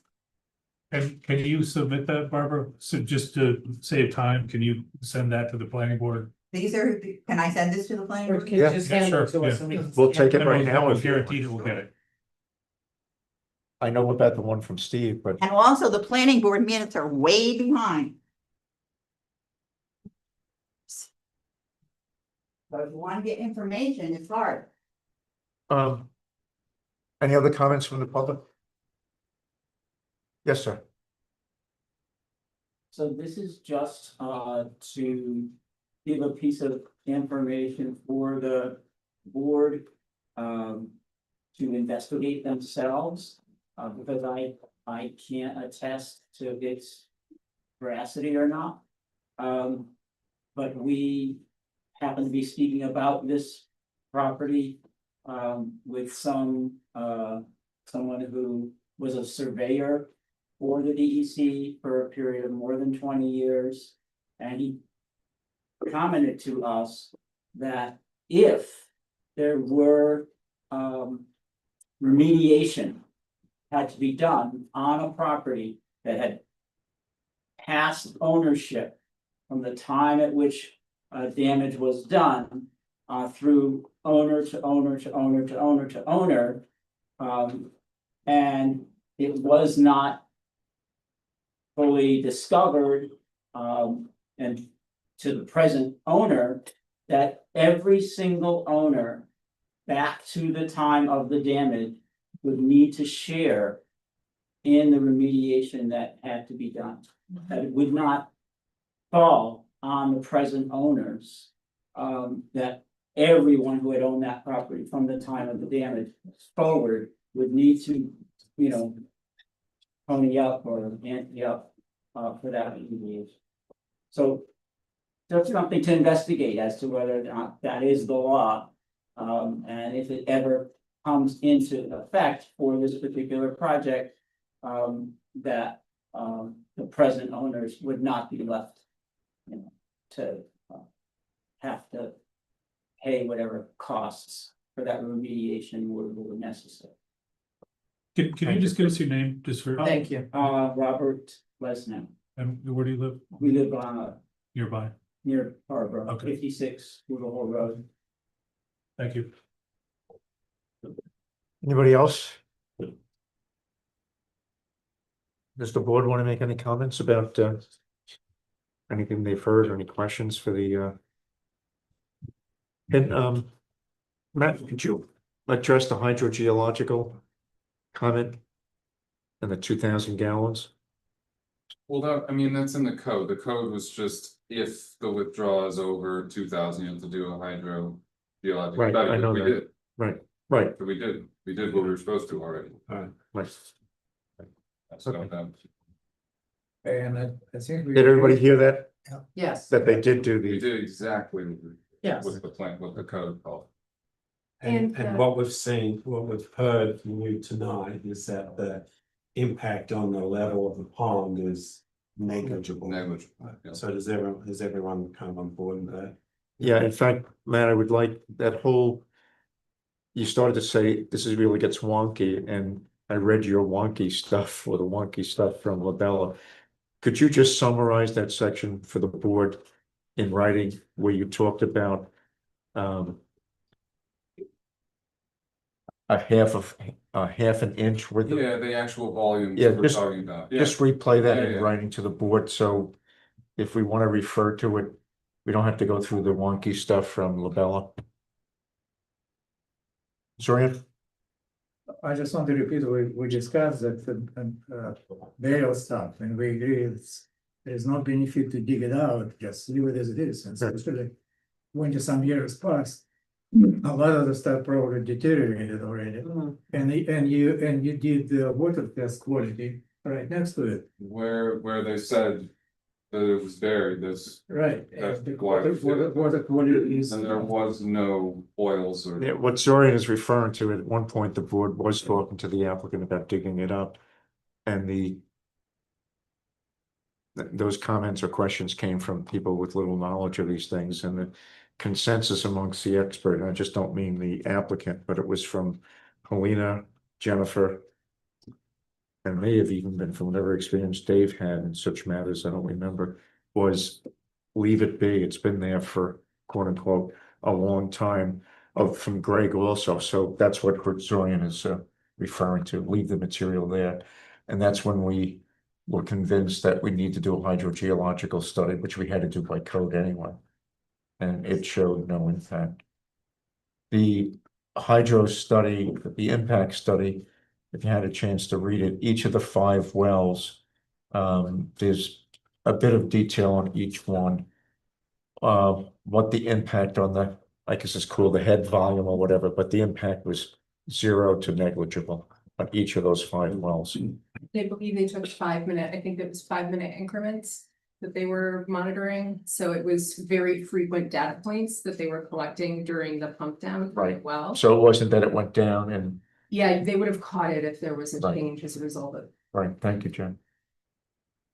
I have a question.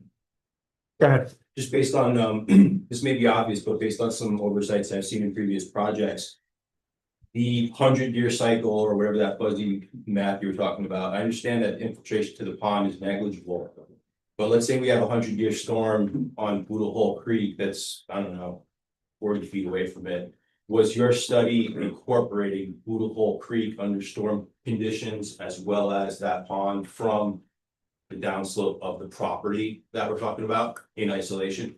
So my study was analyzing all of the runoff, not infiltration, but surface runoff that would go into the pond. So whatever's in Boodle Hole Creek doesn't go into the pond. Have you ever seen Boodle Hole under 100-year storm conditions? I. Have you ever seen Can't Boodle Hole answer. Creek under 100-year storm conditions? Have you? Yes, I have. I haven't. Okay, and I'm saying it will impact that area for sure, guaranteed. That's a project. And we're to have the worst Might have been hurricane wide enough. season this Yeah. year.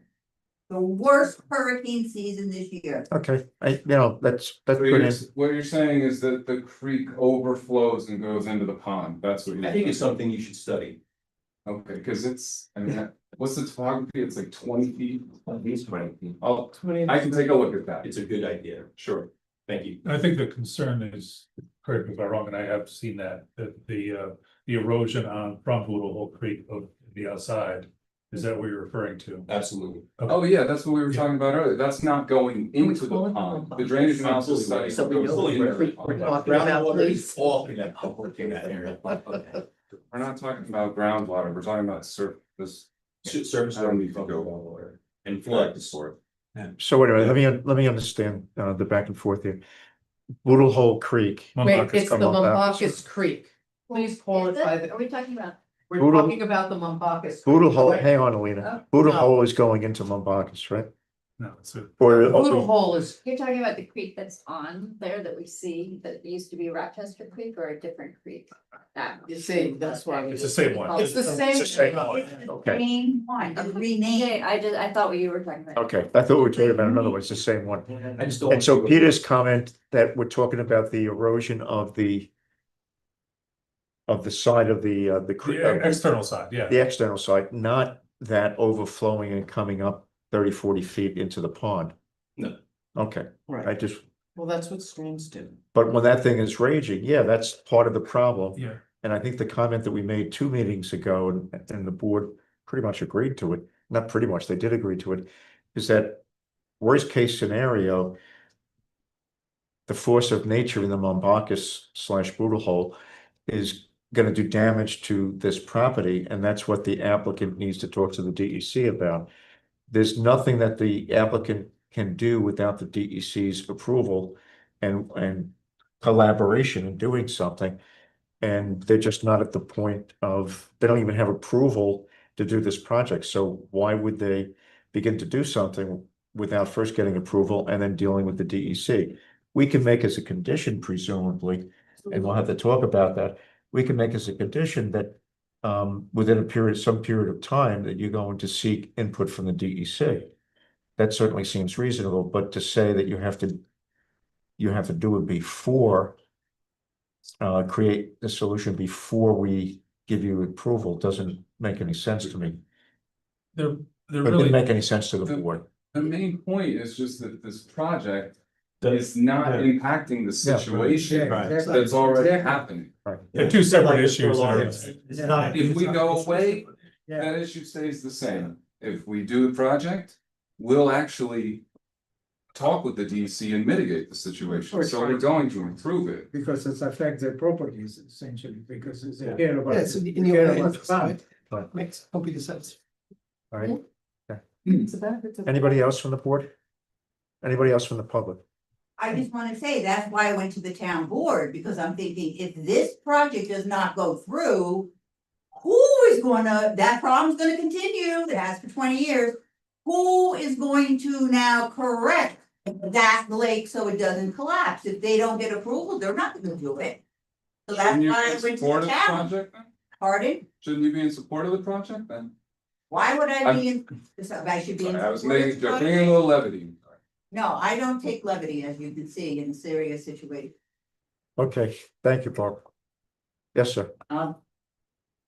You know, there's been conversation about the impact of the collapse of that bank of the pond through some ongoing erosion over time. I guess I'm wondering, does anyone have something to say about if that erosion were to cause that collapse? What would be this, the likely impact of the water in the lake ending up in the Mombacus Creek and then traveling down the Mombacus Creek?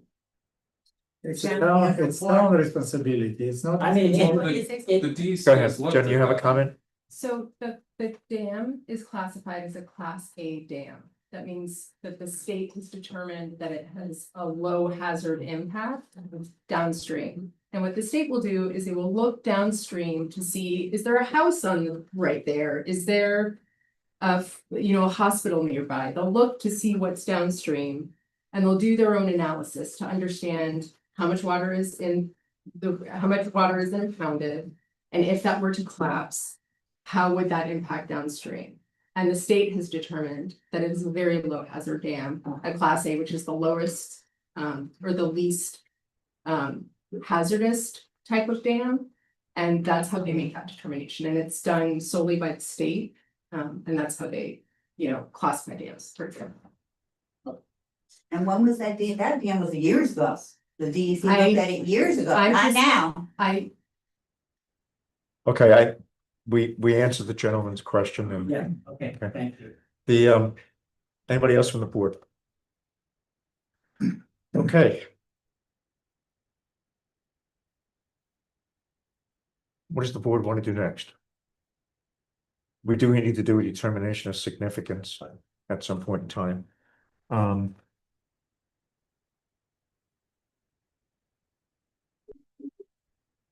Yeah. We're gonna need let me just jump around a little bit. We're gonna need an RMA. I think you know that. We're looking, the attorney has or will have the HOA agreement to take a look at that. And I think in terms of the public hearing, I think it'd be appropriate to leave it open, another meeting. To the 23rd. And at that point in time, decide whether we want to close it or not, and of course, do the determination of significance. I think that's appropriate and fair. It's, Do the determination of significance at that What point. is it? I mean, The 23rd. what's the determination? Determination of significance is the seeker step, which is negative declaration. Sorry. Is the board all right with that? Yeah. All right, so we're gonna continue, we're gonna leave the public hearing open until the 23rd. All right, I think that's it. Yeah. Thank you, good presentation, thank you. Thank you. Thank you, thank you. I wish all the presentations were like that one. Wow. It's always one issue, except you ask for something and you don't get. Hey, Matt. I don't know. Most recent DEC inspection of the dam was to be. I saw that. Sounds very good. Okay. Alina,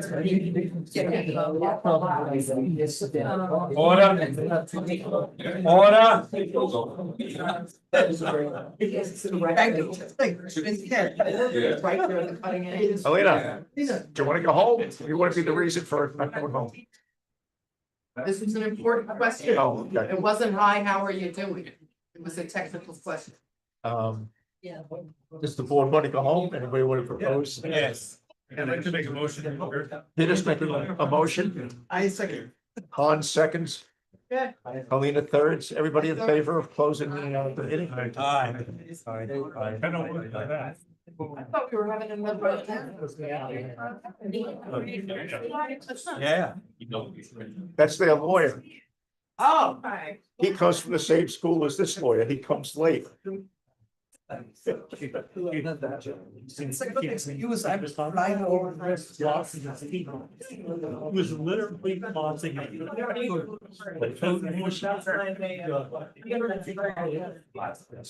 gotta all do that. Show me what we really. Yeah, that's right.